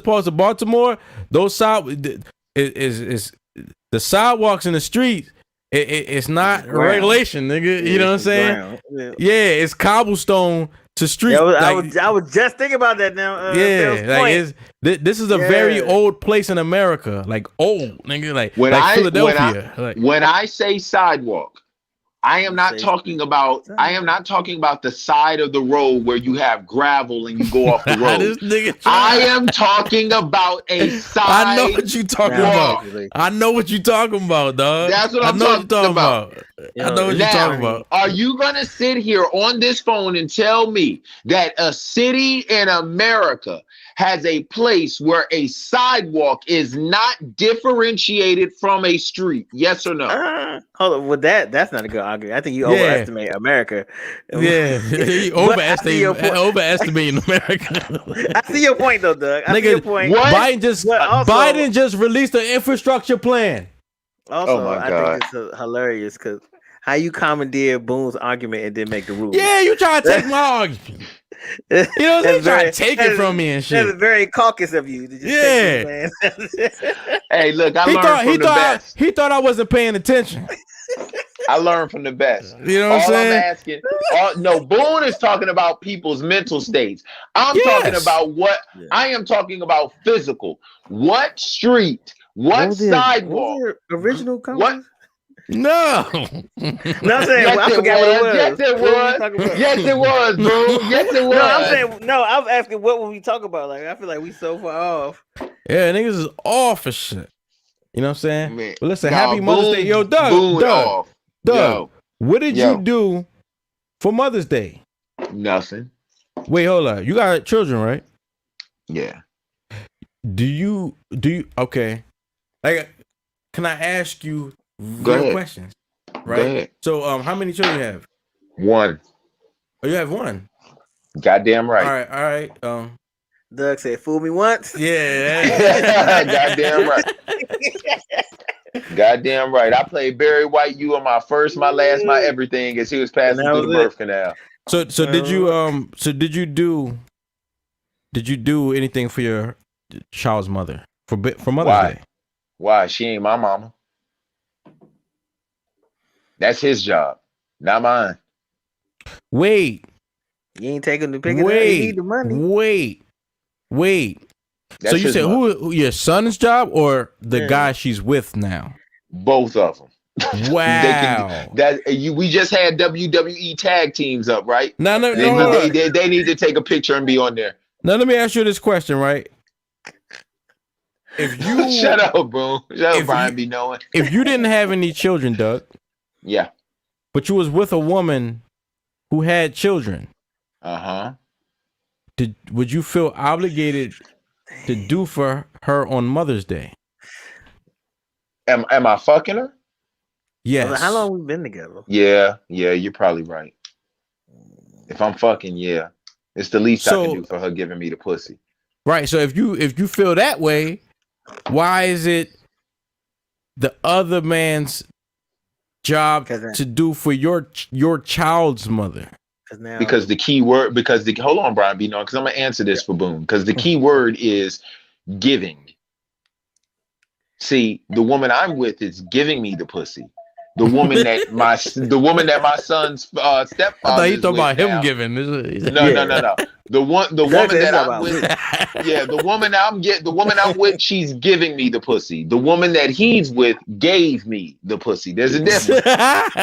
Past tense. That subscription has expired. This is language arts. Yeah. That's right. It's biblical. Say, what I look like paying for Netflix and I'm not watching Netflix? Like, goddamn right. Yeah, goddamn right. I done been with the Amazon. That's right, nigga. You got me fucked up. It's your job now. That's your shift. Hey, yo, that's crazy, Doug. Now, if he want to look for a present for his grandma, I'm with him on that. But for his I think it's crazy for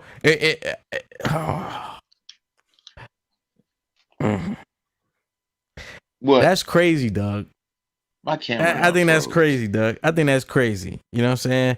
I don't know. I don't have any children, but I just feel like get the man out of there.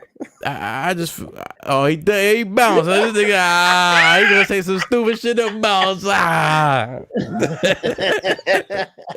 Yo, he back. You know what I'm saying? All right, now go ahead. What's crazy? How the fuck? Go ahead. How the fuck? You know what I'm saying? If I'm just saying, put yourself in the shoes. You said if you was fucking a woman and you didn't have any children, but she had children, you would feel obligated to do Mother's Day shit with her because you're fucking her, but you don't feel obligated to do Mother's Day shit for the woman who bore a child for you.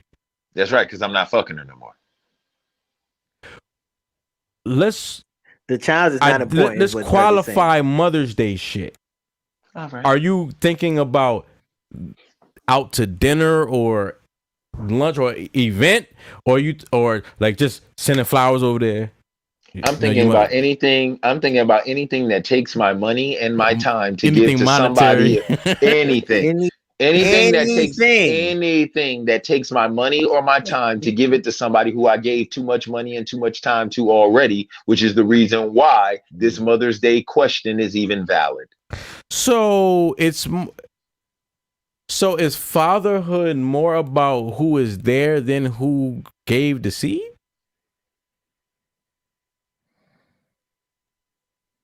I mean, I believe if you want me to be honest with you, and this being straight up real, being a father, I believe fatherhood, they're not, I believe they're about both, but they're not mutually exclusive. Because you have to understand that in this, there's a negative stereotype, and this is very personal for me. So I would appreciate, like, no jokes. It's a stereotype where we as Black men get this mantra about us, as if we wake up one day and say we're going to wine and dine this chick, get her pregnant, be there for 9 months, and then as soon as the baby comes, absolutely. When the truth of the matter is, just as many men are out there that may do that, you got a whole heap of women out there who actually make it very hard for the man to be in their child's life. Or get rid of the baby. And the thing about it is, yeah, absolutely. And the thing about it is, you have a lot of narratives going around where you have a father who want to be there, but because whatever goes on between the mother and the father, she tries to make it seem like he doesn't want to be there for the child. So you enter into another man who either A, is pussy whipped, so everything his woman says is gospel, or B, he doesn't know the full depth of the whole story. So he's there, and now he's toted as some super saver hoe, when the truth of the matter is, you got a man there who wants to be there. And no matter what that stepfather does, unfortunately, there will always be a hole in the soul of that child in the shape of their biological father. It doesn't matter. It doesn't matter, because that's a divine contract. That's something I understand. That's something I understand. You know what I mean? As I'll be 39 this year, Lord willing, and just in my age bracket, chances are I'm not gonna find a woman that doesn't have a child. At least you'll one. be lucky, right? But see, the thing about it is, what's so dangerous? Yeah, what's so dangerous about being in our age bracket, Boone, is if you do find this is the catch-22 that a lot of women don't want to be honest about. Let's say you find a woman who doesn't have children at your age. What the fuck is wrong with you? What's wrong with you? But what's the same thing? They could ask the same thing about me, nigga. I ain't got no kids. No, they can't. No. There's a difference. The reason why there's a difference is because you control the facet of the seed being dispersed. Meaning the fact of the matter that you're telling me in all your years as a woman who has total control of the access and the usage of your womb, you're telling me no man has ever found you as a suitable thank you to want to give you their seed in all these years. Well, she got abortions. Then she would tell you something. Then she would. They be serial abortionists out here. If you're getting multiple abortions, yes, then shorty, either way it goes, something wrong with you, because you still can require this man to have. You can either have a diaphragm in, you can get your tubes tied. Like you're literally going around just having abortions. Hey, man, ain't no accountability on that side. Yes, and you gotta understand. And you gotta understand, you gotta carry that baby for a while before you get an abortion. It ain't like you just wake up the next day after the stick done turned blue and talk about going to get an abortion. Or maybe she just be on top, like hop off. Man, stop. Man, please stop. That Olympic dismount be crazy. Stop. And then if you that old, that Dominic Dawes. And then if you are old in me and Boone's age range, and you got kids by multiple men, then I got to ask, what's wrong with you? Why is it that none of those men that you had multiple kids with were suitable enough for you to marry? Hey, yo, don't ask real questions. Don't do that. Posted because you're an asshole. I seen a dude post this. He was like, if I date a chick that got kids, me and her baby father is going out for drinks because I need both sides of the story. Goddamn right, and he's smart as shit to do. I'm gonna tell you something. you don't always need the both sides of the story. Sometimes the nigga, sometimes the nigga show you that shit. Yeah. Nigga show you, oh, this nigga is whack. Like, you know what I'm saying? But see, think about it, Boone. Listen at how you immediately went to the man being whack. Some of these women out here are just as, if not more, whack. I agree with you. But let's just keep it we don't even gotta talk about is it the man or the women or the woman, even the woman, because when the woman is him, I'm always what you do. What'd you do? Yeah, you know what I'm saying. I'm listening. I listen. Well, yeah. Women hate conversing with me because I listen to what they say and use it right back on them. Yes. You know what I'm saying? You know what I meant. No, what you said was. Thank you. Because the truth, you know what I mean? Because the truth of the matter is this, and this is the reason why I hold women so accountable. Even if that man wasn't shit, you chose to open your womb up to that man. That was a conscious choice you made to open your womb up to a nigga who gave you every sign in the book that he wasn't shit. This nigga gave you more signs than a deaf person that he wasn't shit. You still opened your womb up to him and had his baby. And now you want to sit up here and bitch and complain and moan about a nigga who at least you can applaud him for consistency because he wasn't shit in the beginning, he ain't shit in the middle, and he ain't shit at the end. Shout out Lurch_bully. Lurch, what up? Yo, what up, Lurch? Shout out this Mother's Day. Shout out to the single mothers out there. You know, listen, man. I'm not saying for Father's Day. I'm not saying that. I'm just saying the conversation that we're having right now is leaning towards anti-single mothers. You want to know something? You know what I'm saying? No, you want to know something? And this is a real question for all the people on this panel. Should women get props for being single mothers? I think the circumstances, it'd be case by case basis. Like, because, you know, we're not talking about a woman who their husband died, or we're not talking about the extreme cases. We're talking about in our community where it usually comes from dealing with men they shouldn't deal with. Should women get props for being single mothers? Nah. That's a legitimate question. Because I've been playing around with this thought lately, right? I think one of the many issues we have in our community, we pumping out babies with no purpose. Yeah. So you got a whole bunch of people running around. They don't know what to do because you did not have them for a purpose to be productive in society. You had them. Hold up. So we live in a society now. Why does my camera keep freezing? Hold on, I'm gonna come out, guys. You good? Right back in. All right, go ahead. My camera is frozen, like y'all are frozen. So I'm gonna come out and come back in. But in this instance, we live in a society right now, right? Who like when you said that, what I'm hearing is like arranged marriage, nigga. Or you know what I mean? Like you're gonna be a doctor. Like I don't give a fuck what you doctor.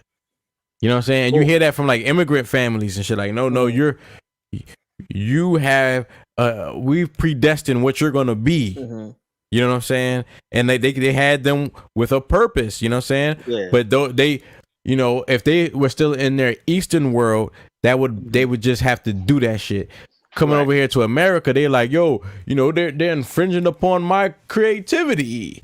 Like, you know what I'm saying? That my individuality and shit. You know what I'm saying? They want to do other things. Like, now, I'm gonna be. Go ahead, bro. I don't mind them wanting to do other things if they do the things. The issue is if you had so nigga, if my goal for you is to be a doctor and MD, you ain't got no time for anything else. Right, but if you turn out to be something else and you're actually good at that thing, then I was wrong. My issue is you have, let's say, not y'all, but somebody like people in a relationship, they dating or whatever. Relationship already rocky. Relationship already in and out, falling apart. They get pregnant. So now these people have decided. Well, not these people. The woman had decided that the purpose of this child is to keep this relationship together. This child can't read, can't walk, can't talk, can't do anything. But their initial purpose is to fix a relationship. Come on, man. There are therapists who can't fix some of these relationships. People who are trained and went to school for years to help fix relationships can't fix every relationship. And you expect the child to do it, and the child cannot. So in that regard, their first purpose, they have failed at. Yes. So after jumping failure, and there's no plan for the child after that. You just want, because you never wanted the child. You wanted the relationship, and you wanted the person to work. You're now stuck with the child. And see, this is where a lot of times, and see, this is my thing, especially in the Black community. Some women take that out on their child. Hold on. This is where in the Black community we really and truly need to start getting serious about shit. The truth of the matter is we need to start holding people accountable for the bad decisions they make instead of praising them for putting themselves in these positions and then surviving them. Like, that's the reason why I said, should single mothers truly get praised for being single mothers? When the truth of the matter is, I'm a man, ladies. We're not that deep. I'm serious, man. People think I say this for some shock effect and to be funny. Men cannot fool women. You will never find a place in the world, historically, chronologically, biblically, anywhere, where a man has ever fooled a woman. But if you reverse that, you will find like I said, if you want to go biblically, do you really and truly think the first time that serpent ever tried to tempt Adam and Eve, you don't think he never tried to tempt Adam before Eve got there? Yeah, Adam was like, let's fuck be out of for here, real. man. Let's be for real. You think the first time that serpent ever tempted them was when Eve first showed up? Hell no. Adam probably stabbed that nigga. Yeah, Adam was like, the shit out that nigga. Get the fuck out of here. Adam was probably like, yo, I'm good as shit, man. I got all this shit around me. Why would I fuck that up? But then the woman came along and the serpent was like, oh, I got a way. I'll get him because I'll get her because I know of it.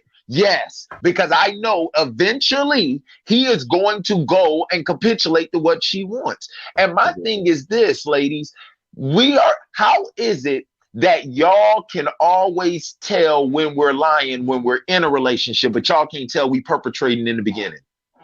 Hey, yo, remember Hustle and Flow? The white girl told Terrence Howard, she was like, I'll let you lie to me. I'll let you say all those things to me. You know what I'm saying? I'll let you play with my head. Come on, man. We're not that slick, lady. Charge. I've said this once and I'll say it again. Every powerful man, they always find out the one thing about you, your sexual appetite. Every powerful man, every single powerful man. When the Kennedys was fucking Marilyn Monroe, you don't think they knew Marilyn Monroe was the type of bitch they liked? When Monica Lewinsky came, her, though. Yes, when Monica Lewinsky got into the White House, I've said this once and I'll say it again. How does an unpaid intern get that close to the president of the United States of America? She wasn't even. So, ladies, what I'm saying is, y'all control all this stuff. Y'all control how far a man gets with y'all. It really does. Because because our interaction with women is predicated upon we need access. Come on, somebody. We need permission. Say that again for the people in the back of the congregation, Boone. Otherwise, it's a charge. Yes, it is. You know what I'm saying?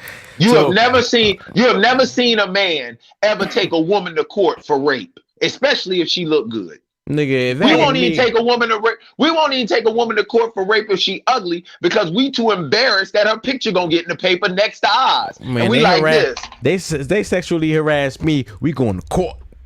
You shut your ass up. We going to court. I'm with Boone. We gotta start turning the tide. Yeah, we going to court. Fuck that. Press charge. You know what I'm saying?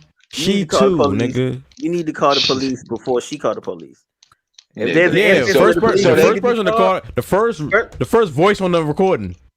Yeah. Wins the case, nigga. Yes, all right. So them police can sit up there and have a heart attack from laughing at us so hard. So she raped you. Look. Hey, yo, I you started gotta use the law against them niggas. Yeah, man. Like Shout out I to said, Kevin Federline. Nah, yo, Like check I this said, out, it Doug. all Like you boils said, down to it. like Go you ahead. said, Doug. I had a situation. Back in the day, I had a shorty. Niggas always say that to make sure if they woman watch. Yeah, back in the day, like way back.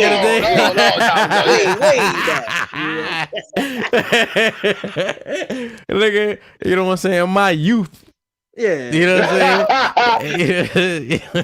Yo, so I'm living with shorty, and she used to take this nigga to Baltimore, right? We was out in the county, and she used to take this nigga to Baltimore to get some trees because for the trip he would buy trees for her and shit. You know what I'm saying? And to come smoke with me and shit. You know what I'm saying? So this nigga was actually like trying to holler at my girl. You know what I'm saying? Of course. And of course.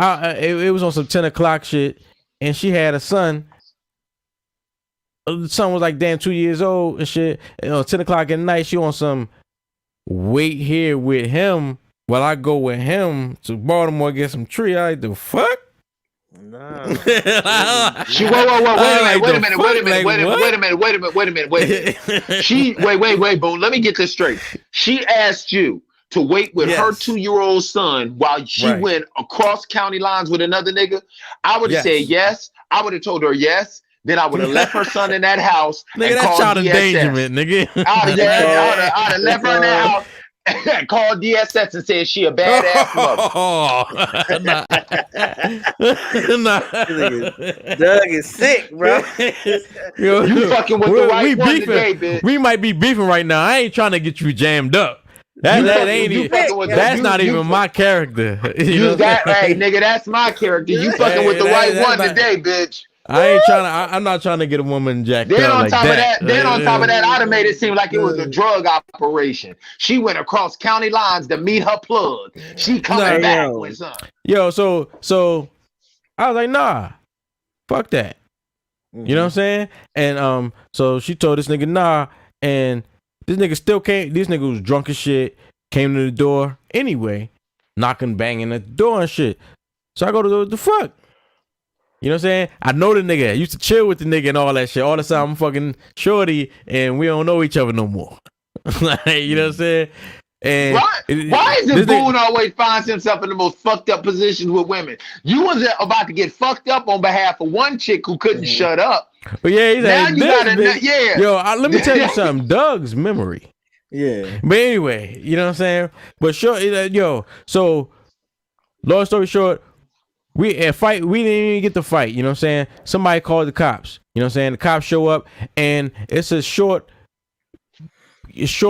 white lady cop with the buzz cut, right? And she gonna ask me, a mullet officer. Yeah, the motherfucking Remy off the roof. You know what I'm saying? Talking about, but you couldn't handle them by yourself. You couldn't take them by yourself. She did one of those. You know, like how you grab the belt and go like this and shit. Like, you know what I'm saying? Yeah, you could handle them by yourself. Like what? So I can go to jail with you? Right. Like, you know what I mean? It's like, get the fuck out of here. Like, either way, y'all was coming here tonight. I mean, if you come in here, take them niggas. Right. So I'm saying, so should we let these women pump us up? Mm-hmm. You know what I mean? To go to find ourselves in precarious situations. Right. Nigga, if you at this age still getting a battery put in your back by a woman, nigga, you need to look in the I'm asking with the man in the mirror. I'm asking him to change his ways. The Pan Africa, the Pan Am Airlines. What was that old shit that niggas used to do? If you still getting a battery put in your back by a woman and you're on the downside of 30 and this bitch is not your wife, yo, bruh, it ain't her, it's you. There's no way a woman should be putting a battery in your back on the downside of 30 by now. Now check this out, Doug. You know what I'm saying? I just gotta ask this before we get out of here. Go ahead, bro. I have to ask this because it's the fucking topic of the show, and niggas gonna be like, these niggas ain't even talk about it. You know what I'm saying? We can save it for next week. Nah, hold on, real quick. You know what I'm saying? What's up? Yo, sign language. I know you know about sign language, right? Yes, sir. S-I-G-N, right? It's you know, it's a defense mechanism that coined by the great Kevin Samuels. Right. Many women use this defense mechanism when they're faced with a logical argument with a man. No, let's just keep it real. They use this not when they're faced with a logical argument, because pretty much the majority of men are always giving them logical arguments. They start this when they're irrational, when their irrational, illogical arguments are finally challenged and brought to the forefront. That's the reason why it is so important. Like you said, I just listen to what you say and use what you say against you. I want to, like when women say, I want to be treated fair. Okay, you do realize fair means that if you hit me, I can hit you back. So is that what you want? So what is sign language? S-I-G-N. Shame, insults, guilt, and finally the need to be right. Right.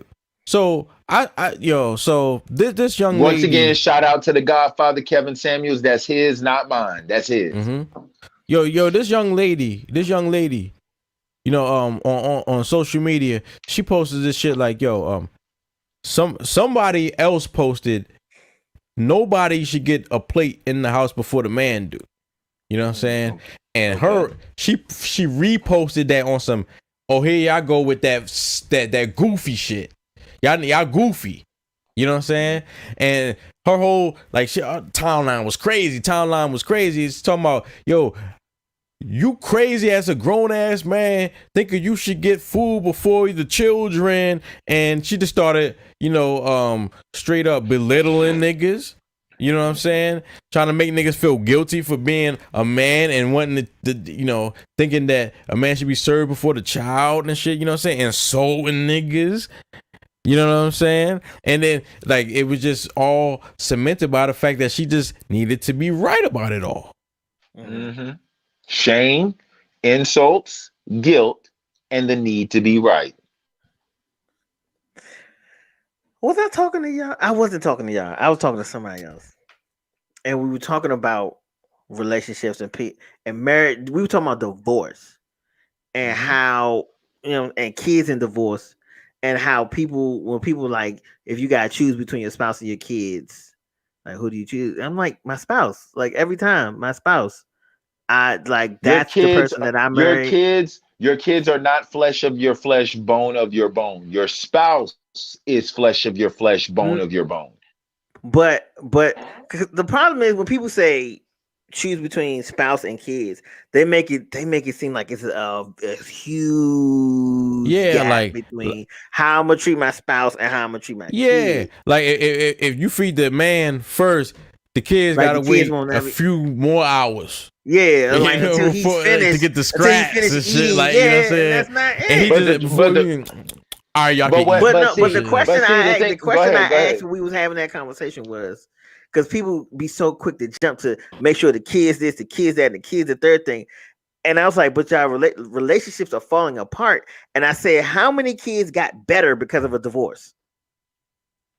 There you go. Kids be devastated because of divorce. Some of them, it's a small it's the percentage. Minority, but some of them do. Yeah, and that's usually extreme. That's because one of the spouses is extremely abusive. That's what you're doing, man. You're doing the same thing that a lot of women do. They go to the extreme cases that are very, very small because of a need to be right.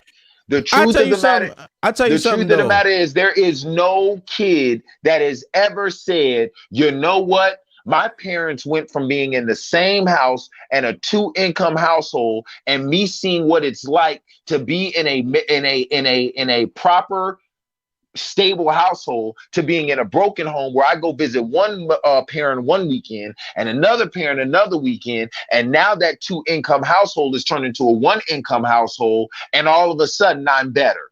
No kid has ever said that. No child is gonna say that. I don't expect a child to say that. I do not. You know what I'm saying? Yeah, like, you know, all this, like, goddamn. No, but at the end of the day, but the end of the day, you got parents who sit up here and lie and act like their situation is better. We're not talking about the extreme cases, people who get drugged through the house, beat the fuck up, and we're not talking about that. We're talking about people. Well, how extreme is that? Because I would say that's pretty common. The majority of people. Hold on, wait. Real talk. The majority of people. I'm being real talk. No. When I say real talk, I would say that's more common than not. I am talking about the majority of divorces in America are not predicated off of assault or domestic violence. They are predicated off of basic shit like finances. Finances when you knew this nigga was broke to begin with. Number two, they're predicated off of shit like toxic, which has become the new little green light word that a lot of women use. Yes. It was a toxic situation. So you're telling me, sweetie, that it became toxic the moment that nigga said I do? Bullshit.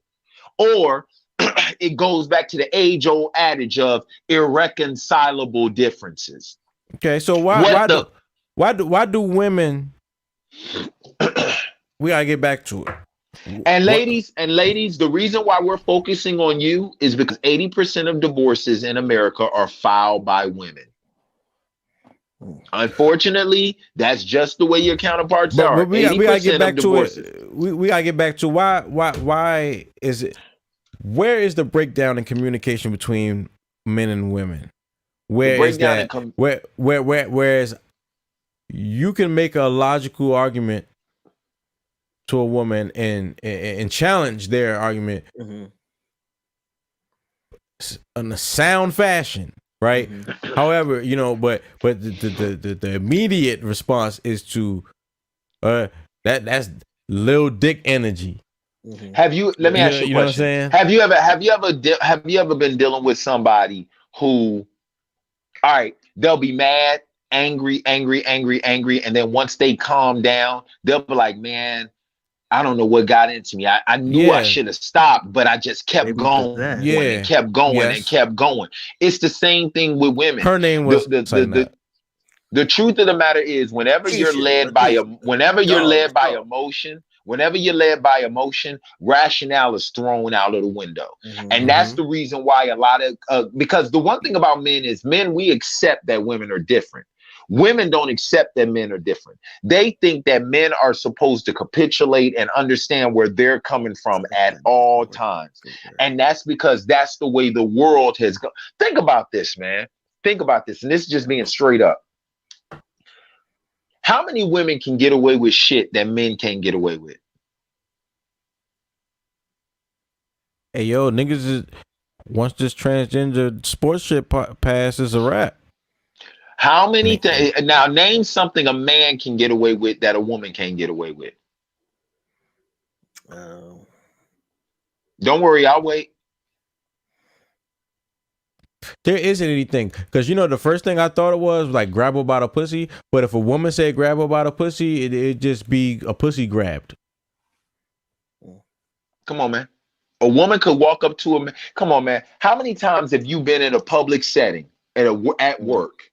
And a woman has said something either inappropriate to you, it done came up to you and felt on your arm or rubbed on your chest or rubbed on your back and all that shit. Yo, cheeks, bro. Hey, yo. But hold on, boom. I got something for you, Doug. Wait. But then flip the situation and let them come in where they're just having a bad day that you had absolutely nothing to do with. And you come and touch them on the goddamn shoulder and find yourself in HR because she was uncomfortable with the way you touched her. You touched her shoulder. We showed the clip of the young boy who there was bullies in the classroom trying to attack him, and he was running from them, and he had to pivot and grab one of his teacher's assistants or whatever the fuck she was, and she was like, "That's sexual assault." Come on, somebody. You know what I'm saying? He's trying to keep his balance and shit. And what is if I'm falling in the city, I got grab. And what is happening? And honestly, what And honestly, what has happened in society is the fact of the matter that you have women out there who have fought tooth and nail for the situations to be the way that they are now. Choices to be thought of as equal, for it to be all fair until it doesn't benefit them. And then when it doesn't benefit them, these same women who fought for everything to be absolutely. It's the same women who have fought for everything to be where it is now. When it doesn't benefit them, then all of a sudden they want to revert back to being the damsel in distress and crying about the situation. But it's so like why for everything to be where it is. So, you know, there is a fundamental difference in how men and women communicate. Absolutely. It must be, because this is like, just because we got Instagram don't mean this is a new argument. No, like niggas been arguing about this shit since the beginning. Like men, like men and women be arguing. I'm like, how y'all arguing about shit niggas always gonna argue about? Think about this, Boone. I want you to think about this, Boone. I've said this once and I'll continue to preach it. When women were quote unquote oppressed or suppressed by us, especially in the Black community, we were married at an 80% clip. 4 out of every 5 Black women were married. Our grandparents were married. Our great grandparents were married. Now that women have come from up under our thumb, quote unquote, and I use quotation marks for that. Now that they have all the choices in the world, why is it that they can't find a man now? Hold up. So what I was saying was communication, right? What you saying is true, right? But under those circumstances, women are saying there really wasn't any communication. It was just niggas saying, shut the fuck up. Yeah, they ain't had no choice. Like, they had no money. They had no opportunity. They just had to shut up. You know what I'm saying? What I was going to say was, back to the communication point, or back to the differences. I think part of the issue is a lot of women feel not. Society has taught women nothing that they do is wrong. And it's hard to have a logical conversation or a conversation based on logic with a person when there is no accountability. Like wrong. No accountability. I've asked y'all this before. Force somebody to realize that they're wrong, and like, no, because I'm not. I've asked you fellas this before. Every last one of us either personally has said it or knows a man that said, you know what? I let a good one get away. Am I correct? Yes. When is the last? I want some. Brian, you've heard it. Come on, man. Like real. Oh yeah, heard it. I'm trying to think if I let a good one go. Yeah, you have. Every man. There's an a man in this world. There, niggas, kill yourself. There isn't a man in this world. There isn't a man in this world who hasn't had at least one in his life where he said, you know what? I fucked that up. Yeah, that's what make you. That's what make you marry somebody. Name a woman that has ever said, "I ran that man off." Carlisha, she said it last week. Carlisha didn't say that last week. She did. It was in the comments. We were just going back. What did she say? The comment. She said, "I messed mine up. I'll admit it." Okay, that's the exception, not the rule. Yeah. Out of the 75% of women that don't get married, out of the 75% of women that don't get married, I guarantee you it's at least 75% of them that'll sit up here and tell you that it was the man's fault, if not a full 100. Shout out to Batman_HD on Twitch and VIP the Gang 1 on Twitch. Yo, my Twitch familiar. Yo. So, I mean, I'm just saying, you're right, Brian. We live in a society where women are not held accountable for their actions at all. You have modern women who still want old-fashioned men, but ain't nothing old-fashioned about these modern women. All right, but that's driving the wedge, because now they have the opportunity to be the leadership that they claim they want to be, or be the head of the household, be this and the third. It's like you can't. And they still mad. Do that. But how does that affect? How does that affect the communication between? Listen, because it does. They ain't really trying to hear shit because money. That's the problem. The money is too loud. The money's too loud. No, I'm about to tell you what it is. The problem is we keep trying to talk to them. Yeah. Don't talk to. You want to act like that? Bye. Goodbye. Stay over there. And see, the thing about it is, gay. You must be gay. No, boom. You can think whatever you want. You want to know the truth? Boom. But this is the sign language. This is the sign language. Boom. You want to know the truth of it is men do not cherish themselves or have the inherent value that a woman is born with. You know why? Think about this. Think about this, dog. Think about this. Men are all fellas out here. Listen, we are the commodity. We are outnumbered at least 5-1. Nigga, go to Atlanta, and it goes to 8-1. If you are, the problem with men is that we're not patient enough to wait. Right. We feel like if we don't use, it's like 40-year-old virgin. If you don't use it, you're gonna lose it. No, it reminds me of what Tupac said. You know what? Some of us niggas just need to get back to good old-fashioned masturbation. Ooh. Hold up, Twitch is jumping off right now, man. Hold up, man. Shout out to the Twitch familiar, man. ATL.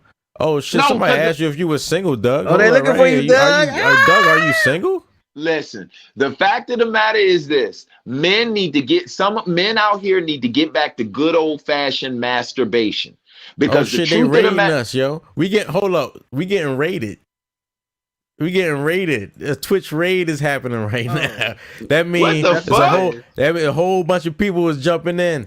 Shout out to everybody checking us on Twitch right now. Twitch familiar is going in. Brian, real talk. Tell me the truth. Why is it that when a man masturbates, it's shameful for him? But what the hell is this? Yo, Doug, hey, you getting love out here, Doug. I'm telling you, we getting raided. Hey, wow, I'm not putting this one on. There, wow. You gotta sort through that, brother. Whatever, man. I ain't paying attention to that shit. But Brian, that's the last comment I show. Brian, let me ask you a question. Think about this, man. Why is it that when a man masturbates, it's pathetic, but if a woman masturbates, it's sexy and it's empowering? It's liberating when she does. Yeah, when she discovers her body.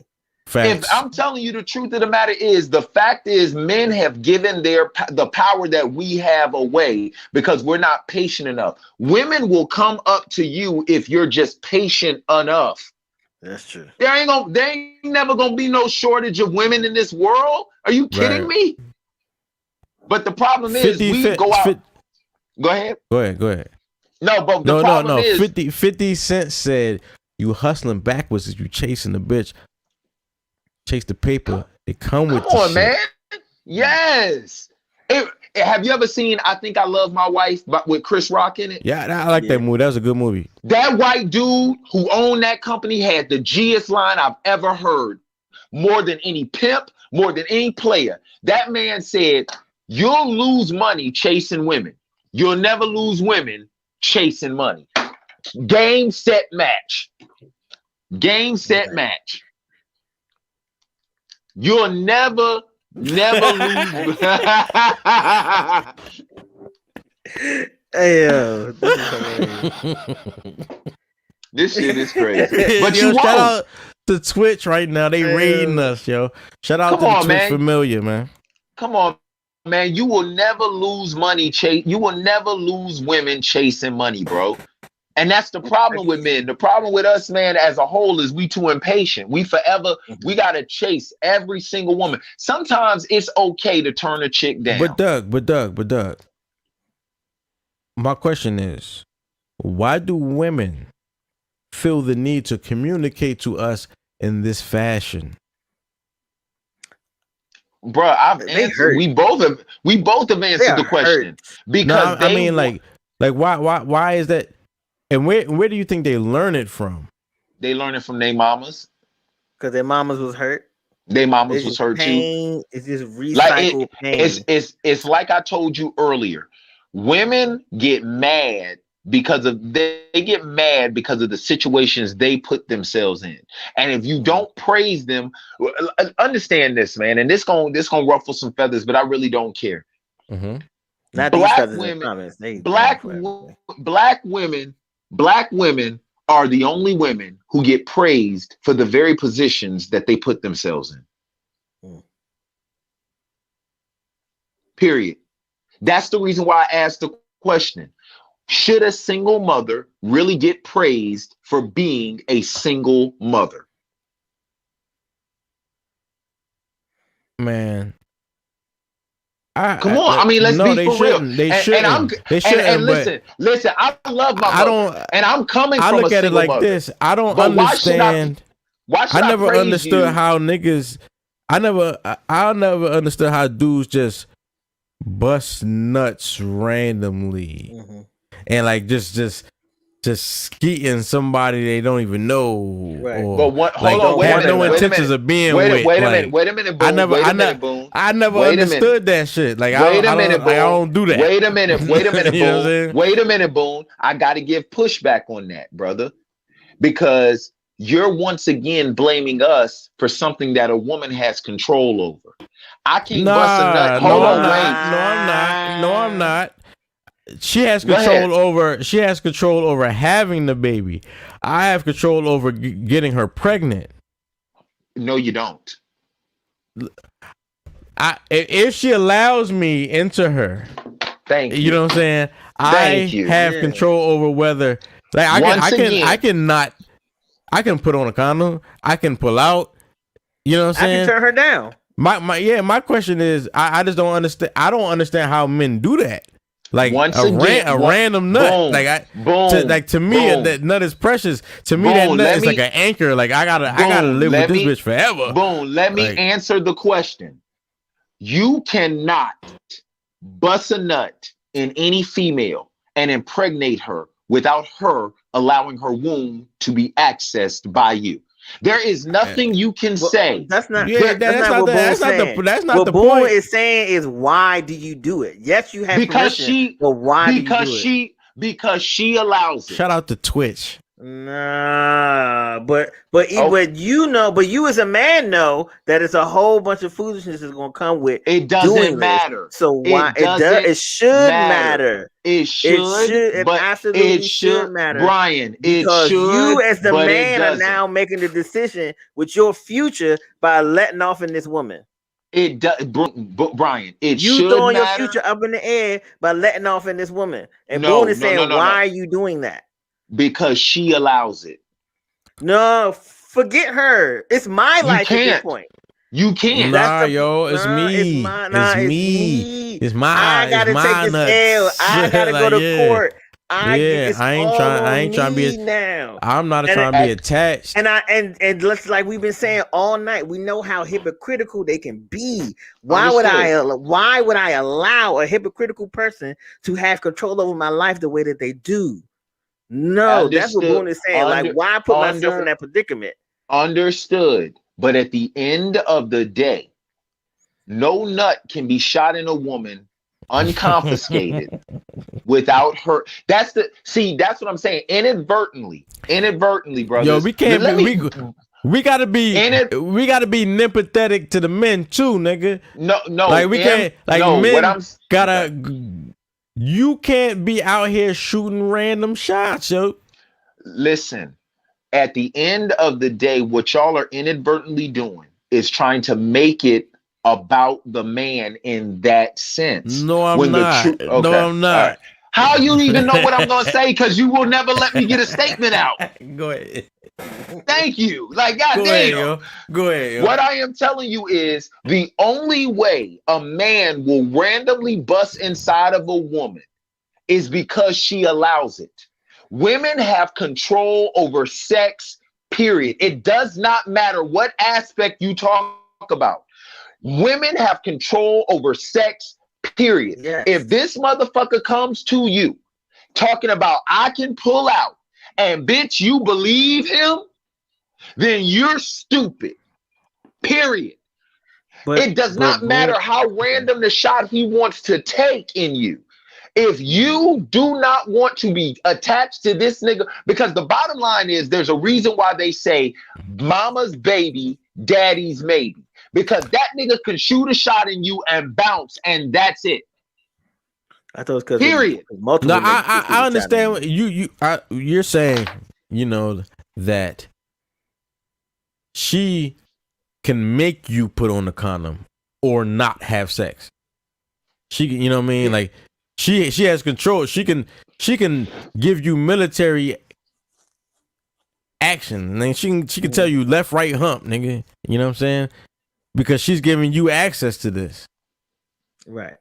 Period. It's just like a man. It's just like a man sitting up here talking about, oh man, I should have never married her. Well, nigga, you the one that got down on one knee and proposed to this heifer. Mm-hmm.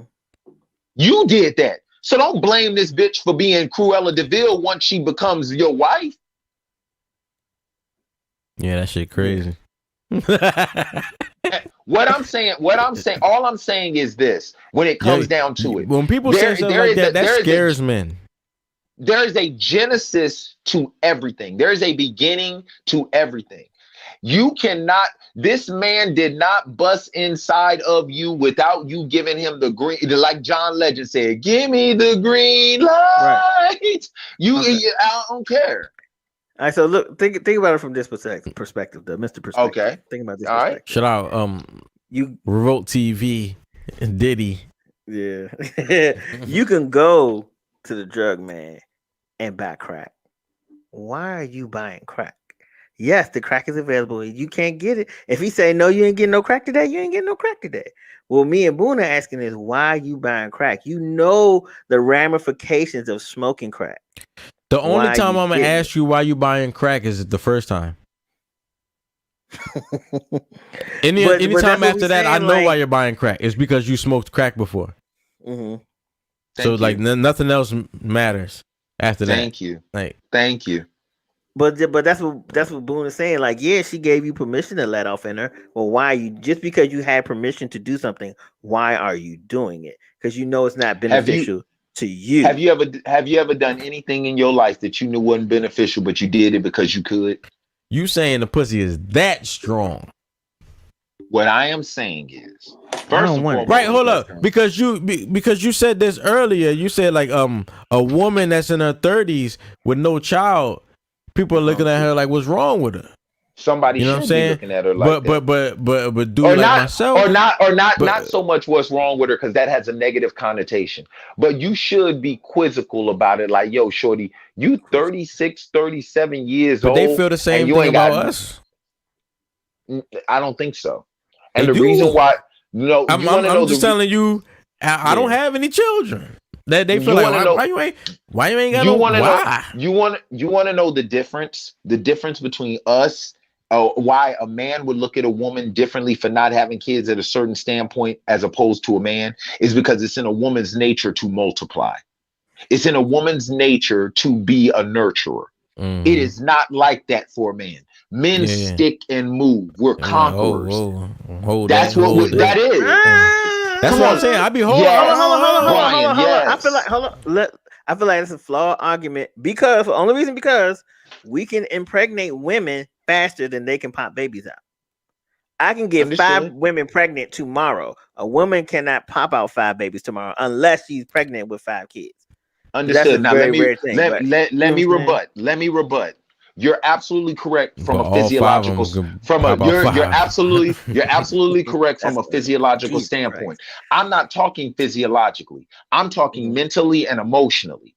What I am telling you is no. Physiologically, that's why men more likely, like you said, stick and move. Like niggas is out. No, Brian. Let me finish. Like I let you finish. Physiologically, you are absolutely correct. We can impregnate women. Physiologically is nothing more than physical. However, our sticking and moving has nothing to do with us physiologically. It has to do with us mentally and emotionally, not wanting to connect or be attached.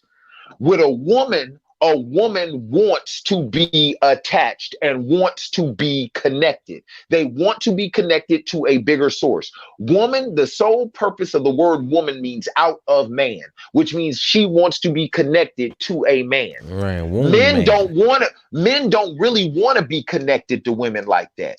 We want to use women for what we can use them for. But on average, we don't want to be connected to them like that. Women want to be connected to us. The moon orbit the sun don't orbit the moon. What? I'm telling you, the moon. Listen, that nigga sleeping. That nigga sleeping. That nigga sleeping. That nigga sleeping. Sun, moon, and stars, man. The sun reflects its light off of the moon. You know what I'm saying? The sun does not orbit the moon. The moon orbits the sun. Right. If the sun was to orbit the moon, things would be out of order. It's like the woman running the household. You know what I'm saying? Okay, things now are out of order.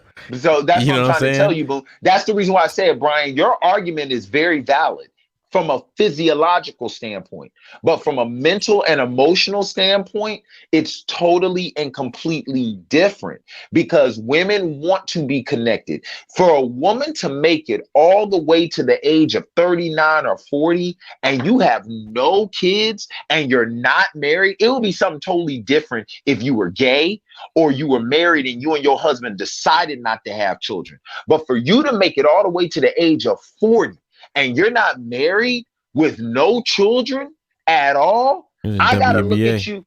I have to look at I gotta look at you from the standpoint of saying, okay, that's the reason why I changed my words and say not what's wrong with you because of the negative connotation, but what drove you to get this far? Yes, what happened? A career. Thank you. And if you're a career-oriented woman and you done made it all the way to at the age of 40, do I really and truly want to be connected with you because I know I will always come second to your career? Mm-hmm. What if I want to have children? And that's the reason why. And my children will be tertiary. There you go. That's the reason why I say it is totally different. When a woman looks at a man and he ain't got no kids and he's successful, they're like, jackpot, jackpot. I ain't got to deal with no baby mama shit. I can have kids with this man and he got a good job. He can take care of them. Jackpot. When a man turns around and looks at a woman who's that well off, that far on, and you ain't got no kids, I'm looking at you from a standpoint like, hold on, Slim. You're telling me no man out there wanted to invest in your womb at all? Not me. I just think she's dodging. I think she out there dodging a little Kim like that. But at the end of the day, Brian, I'm sorry to say. I'm sorry to say. At 38, 39, woman, you don't have no children. Come on, man. So come on, like dog. There's a goal you're after. If there is, like, I would expect that to be something, or you can't have them. Thank you. Come on, Brian. You know what I mean? Even Lil' Kim broke down and finally had a kid. Or you don't want them. Even Lil' Kim, the same Lil' Kim you just used in dodging, even she got to a point where she's like, damn, I want a kid. And had one. All women, if you're a woman and you don't want children, woo, that's a big ass red flag for me. If you're a woman and you don't want, unless I'm a man that don't want kids either, that's different. But to have a woman at that age in her life and she says, I don't want children, it's like, what? The problem is, what the fuck are we living for? Honestly, yes, honestly, we work, we strive, we earn a living. For what? For what? What is this? What is to stop a team of people building a bridge simply because we need a bridge, not because I need a job to feed my family? You know what I'm saying? Like you got to make people. There are hard things that have to be done. How are you going to make them do it without? What's the incentive? Right. Yeah. Because life is all about relationships. Like, let's just cut out all this other bullshit. Life is about relationships and the carrying on of life. We were here because somebody wanted their life to be carried on through us. And my son is here because I wanted my life carried on through him. To have somebody literally say, I do not want life after my own, that is something where it's like, yo, whoa, you got to explain that to me, because that just doesn't make sense to me. That doesn't make sense to me. I mean, are you like that? Slowly but surely, yes. Oh, you ain't trying to bring no kids into this world. So no, wait. Yeah. So he's not there yet. So he's not there yet. I'm getting there though. Boone said it. I don't want to bring kids into this world. And the it question gets crazier every day. And the question is, there you go. You don't want to bring children into this world because of this world, but not to just sit up here and say, I don't want to have kids. Like I said, especially as a woman, because a woman is a nurturer by nature any damn way. Mm-hmm. A multiplier. For a woman, yes. I remember I was listening to a Les Brown seminar, and he said women multiply whatever it is men give them. If men give them a house, they make a home. If men give them groceries, they make a meal. If a man gives them a seed, they give them a child. Which means that if you give your wife strife, she about to give your ass grief. Magnify that shit. Yeah. So the fact of the matter that a woman does not want to multiply, come on, man. That's emotional. That's mental shit. That's some deep rooted shit. You got to get to the bottom of. That's a scar. Yes. For a woman not to want to have children, that's crazy to me.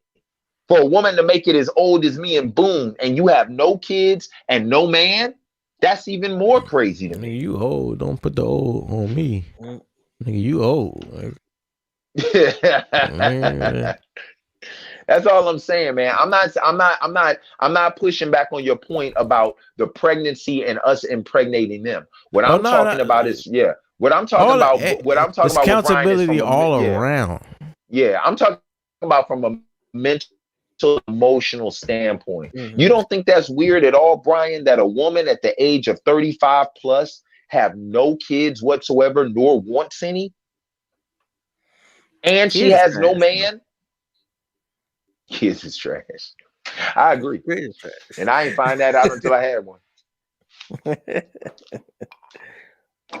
I'm just saying, man. I think the problem with us in this, I think the problem with us in America is the fact that, and this leads to the ultimate communication argument or question that you had.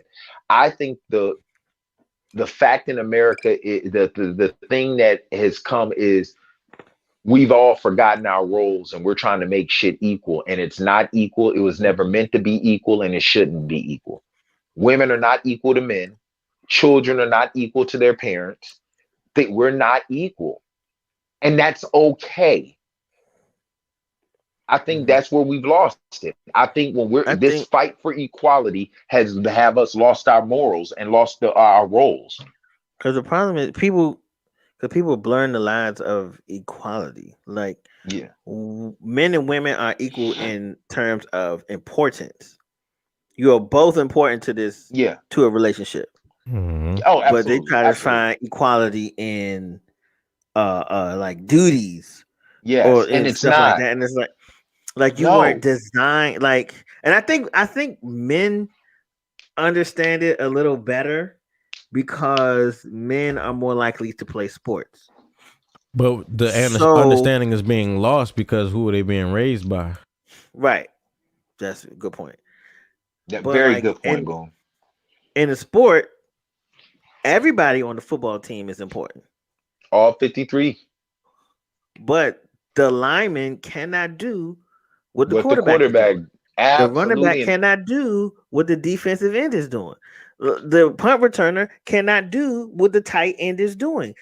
Everybody is doing something different. They are all important. And what the Super Bowl we just watched was a prime example. One person went down on Kansas City's and Kansas City line. Looked like a totally different. It was like 3 niggas. But at the end of the day, it doesn't matter. But then Patrick it was, Mahomes, okay, so even if everybody was singing Patrick Mahomes' praises until that damn Super Bowl, and that nigga looked basic. And they had to rotate, so they didn't even like put in a fresh person who knows that position. They took an older person from a different position and put it in that position. So not only are we missing people, everything's mixed up because you got people doing stuff that they're not used to doing. Yeah. That's a great point, Brian. That, like, for real, like I said, I'll even go biblically. The Bible says the body is made of many parts. And should the nose say that I'm not important because I'm not an eye?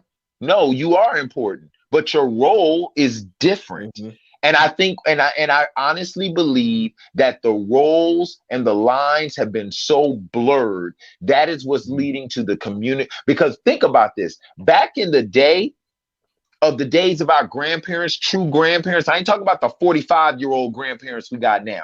I'm talking about grandparents who are like 60, 70, 80 years old. They knew their roles. It wasn't the fact that their life, it wasn't the fact that their marriage or their relationships were perfect, but they weathered the storm because they knew that their role was important.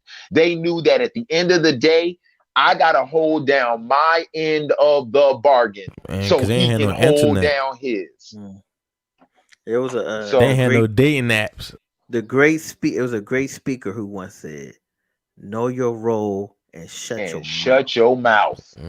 I think it was Bishop Dwayne Johnson that said that to the congregation of First Baptist WWE. Shout out to Mimi for life joining in on the IG. What up, Mimi? Yeah. Shit, we know about to get know your role here. And shut your mouth. So shit, was that what you want them to do with the sign language? Is this know their role? Honestly, I'm gonna be real with you. And this is my last point before we get out of here. What I honestly want women to do is shut up and listen. Shut up. I really and truly want them to shut up and honestly listen to them. I want them to shut up and listen to themselves, because if they stop forcing everybody to listen to them and listen to themselves, they'll understand how asinine their arguments really are. Yo, women, all you got to do, like if you with your girl and like they see some other women getting into it and they listening to how like the argument start and build up and turn into an altercation, they be like, these bitches crazy. Like, yeah, you know what I mean? They see it. They know it. They know. Like a lot of their arguments don't make sense. Yeah, a lot of their arguments don't make sense. I challenge y'all. I challenge you guys to listen to this podcast called Fresh and Fit. It's based out of Miami, and they have this one. It's like a 30-minute clip. If I find it, I'll send it to y'all. Where Kevin Samuels is talking to this panel of women about fair. I saw part of it. I didn't see the whole thing. And I'm gonna tell you right now, the Gist statement that Mug made in that joint was when they were like, yes, I want to be fair. He said, fair guarantees you an opportunity. It does not guarantee you an outcome. I said, God damn, this nigga is the chosen one. I said, this nigga is the chosen one. Yeah, everybody can play. Everybody can't win. Everybody can play, but not every. Thank you. Doug, man, your boy, you know what I'm saying? I'm not gonna front.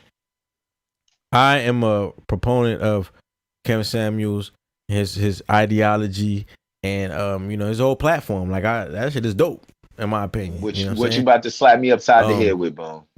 But yep, here it comes. Right now, him and Umar Johnson going at it. Oh, I wanted to. We got. We got. Come on, man. Yeah, we got to say that because that's a whole topic. We got to say that. Oh my God! Nigga. Oh, nigga, this is Godzilla versus King Kong. Are you serious? Is that bad? They go at it. nigga. You know what I'm saying? There's some pictures that came out, nigga. Yes, nigga. There's some band photos, nigga.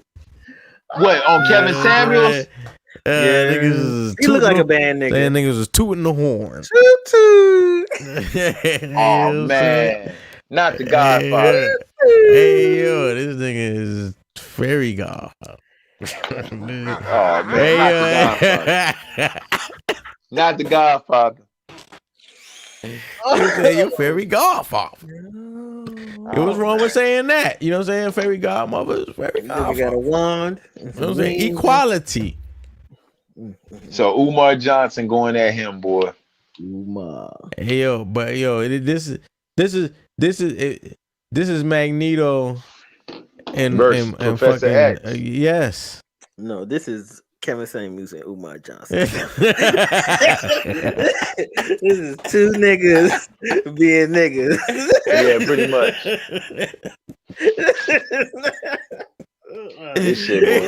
I'm gonna tell you right now. I knew it was a matter of time before somebody came at him hard. I knew it was a matter of time. And like I said, with Dr. Umar Johnson, man, I mean, he cool and all, man. Some of the stuff he says, I don't always agree with. I don't always agree with. Now, it's just the fact that they do them talking. Yeah. But see, my thing when it comes to Umar Johnson, they both are generally right about what they talk about. Mm-hmm. My thing when it comes to Umar Johnson is he can be very, very egotistical. Yes. In the sense that he feels as though he's the foremost authority on everything that's black. It must go through him. Yes, he's the he feels that he's the foremost. Know you like that, really? Yeah, and that's my issue with him. It's like, bro, you feel like you're the foremost authority on everything that's black, my dude, and it's like I don't like that I don't like that stance that he takes, especially when he sits up here and tries to make it seem like you're less black because you find love outside the race. Now, with me, I definitely believe your preference, especially with black people, your preference should be a black woman. It should be your preference. Ain't that what he say though? No. Dr. Umar, he said Dr. Umar black? Goes in. No, like, Dr. Umar. Cool chip. Yeah, it only takes a little bit. When I tell you, but he's a descendant of Marcus Garvey. He's a direct descendant of Marcus Garvey. Marcus Garvey's second wife was what? No, you're talking. No. Frederick Douglass's second wife. You're right. Frederick Douglass' second wife was no. But hold on. To his credit, Dr. Umar does hold him accountable for having a white wife. And like I said, I understand why he says what he says. Don't get me wrong. My issue with Dr. Umar because he's a Garveyite. But yeah, my issue. Can you imagine being Frederick Douglass and a nigga trying to check you? Oh my God. But I'm gonna be honest with you. My issue with masters. You think I'm gonna hit you in the mouth? My issue with Dr. Umar, is he fully holds black men responsible for why they're not marrying black women. He never ever holds black women accountable for why they're not getting married.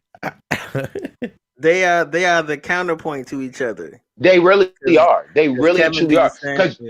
Because you got that's why. Wait, hold on. They're going to end up joining forces, and then it's going to be a wrap. No, to Kevin Samuels' credit, I have heard and I've been on some of his broadcasts where when I say he goes in on men, he goes in. That's why I was like, man, he did a good year or two of content directed at men prior. Yes, to him going at women, and it wasn't until he went at women that he blew up. Yes, but when I say go in on men, I'm talking about this mother said he literally got on there and said, "Oh, when the dude ran down his vitals for him, he was overweight and short." Oh, he said, "Oh, so you're a fat, lazy motherfucker," is what you're telling me. I said, "God damn, Kevin!" And like why should she fuck with you? Yeah, like, you know what I'm saying? You know what I mean? Like hold them accountable. See, that's when that whole incel thing was running on social media. Mm-hmm. You know what I'm saying? And that was the base he was going towards. And women, they all they know is he talking about us now. Right. They don't want to go back into the archives. And the truth of the matter is, not nan one of those women ever. Not nan one of those women ever came to a Not nan one of those women ever came to our defense and said, why is he talking to that man like that? Just right, nigga. Yeah. That nigga said not nan one of those women came to a man's defense and said, well, why is he talking to that man like that? They were probably all sitting up there doing the little usher hand. Yep. Tell him, Kevin, he need to do a jumping jack. He need to do a sit-up. He fat. But as soon as Kevin turn around and be like, okay, well, how much do you weigh? I'm 5'5", 305 pounds. Oh. No, so he said you like saying like Daryl Johnson, nigga. Moose. You like Moose coming through the motherfucker. Put you in the apple maker. Fullback, nigga. With the pad on the neck, bro. Nigga 305, nigga. Niggas like Moose. Moose. But yeah, that's my whole thing, man, when it comes to Dr. Umar, because he makes a lot of good points. Yeah, but that nigga was smoking. That nigga was on. He was ingesting something with the donations. Yeah. I'm not gonna speak on that. Because I don't want to indict anybody on something dishonest without enough proof, because that's calling somebody's character into question. But I will say this, bruh. That shit was documented. There does need to be something to show for your efforts by now. Like there has to be something to show for your efforts by now. I look at it like this. Well, people like him, you know, I just be rooting for him in the end. You know, I mean, I'm not even biblical like that. In the Bible stories are all about people who everybody shitted on them niggas. Mm-hmm. You know what I'm saying? Before they did their great thing. Right. You know? Yeah, you're right. You're absolutely correct. Damn, we going into 3 hours. Yeah, but that's why I was trying to get out of here. But I was gonna say one thing. Imagine Martin and Malcolm and Mega Evans and all that shit in the social media and social media times. Like that shit is crazy. Social media trip, boy. I mean the ability to communicate in this fashion, right? Because that's one thing they did with the Black Panthers. They drove a wedge between the East and West Coast. Black Panthers sending false messages to both parties in COINTELPRO, right? If you could text me, right? You can hit me on the cell phone, like you know, like this shit is way different. Like text messages still get misconstrued and misinterpreted. They definitely do. Thank you. At the end of the day, shoot your house up over text and shit. Yes. At the end of the day, nothing will beat word of mouth, number one. And number two, if somebody wants to find something wrong with what you say, they can find something wrong with what you say. At the end of the day, it's about understanding. What I need from you is understanding. I want to hit Hey, yo. Shit, did you watch the verses? No. Coco from SWV pissed me off in the beginning. Hold on. I thought we was wrapping up. we about to do another 20. Yeah. Yo, hey, boom, how they do? Give us the light when we've been on stage too long. Hey, give us the light. Yeah, that light, nigga, come down. Yeah. Calm down. Yeah. Yo, let's get out of here, yo. SmokeBigLoud.tv. My Instagram is SonicBOONETV. SmokeBigLoud.tv is the Instagram. Yo, every Sunday night, 10 p.m. we here, NEMPATHY Show. Yo, Doug Bennett, what's your Instagram? Yo, at that dude _Doug. You know, just hit me up on there. Conversations _ with comedians as well. So Got a couple shows coming up. Got a show on Wednesday in Woodbridge at the Palace.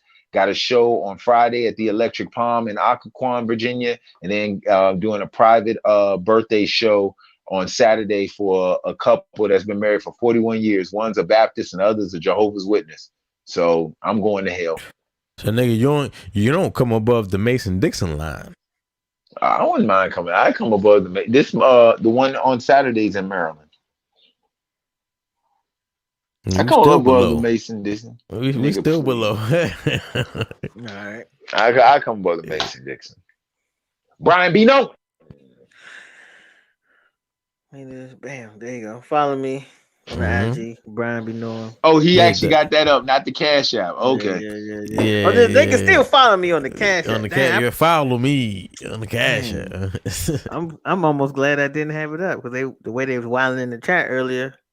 Oh yeah. Yo, they was raiding us. They was you don't want to see these messages. Yeah, those were dudes. Were those dudes? They probably were. It was crazy. Because I can't see a woman. I can't see a woman doing that. This a woman ain't boy. This got teenage boy written all over. Yes, a woman ain't going that hard. A woman ain't going that hard. Nah, those are dudes. She doesn't have time.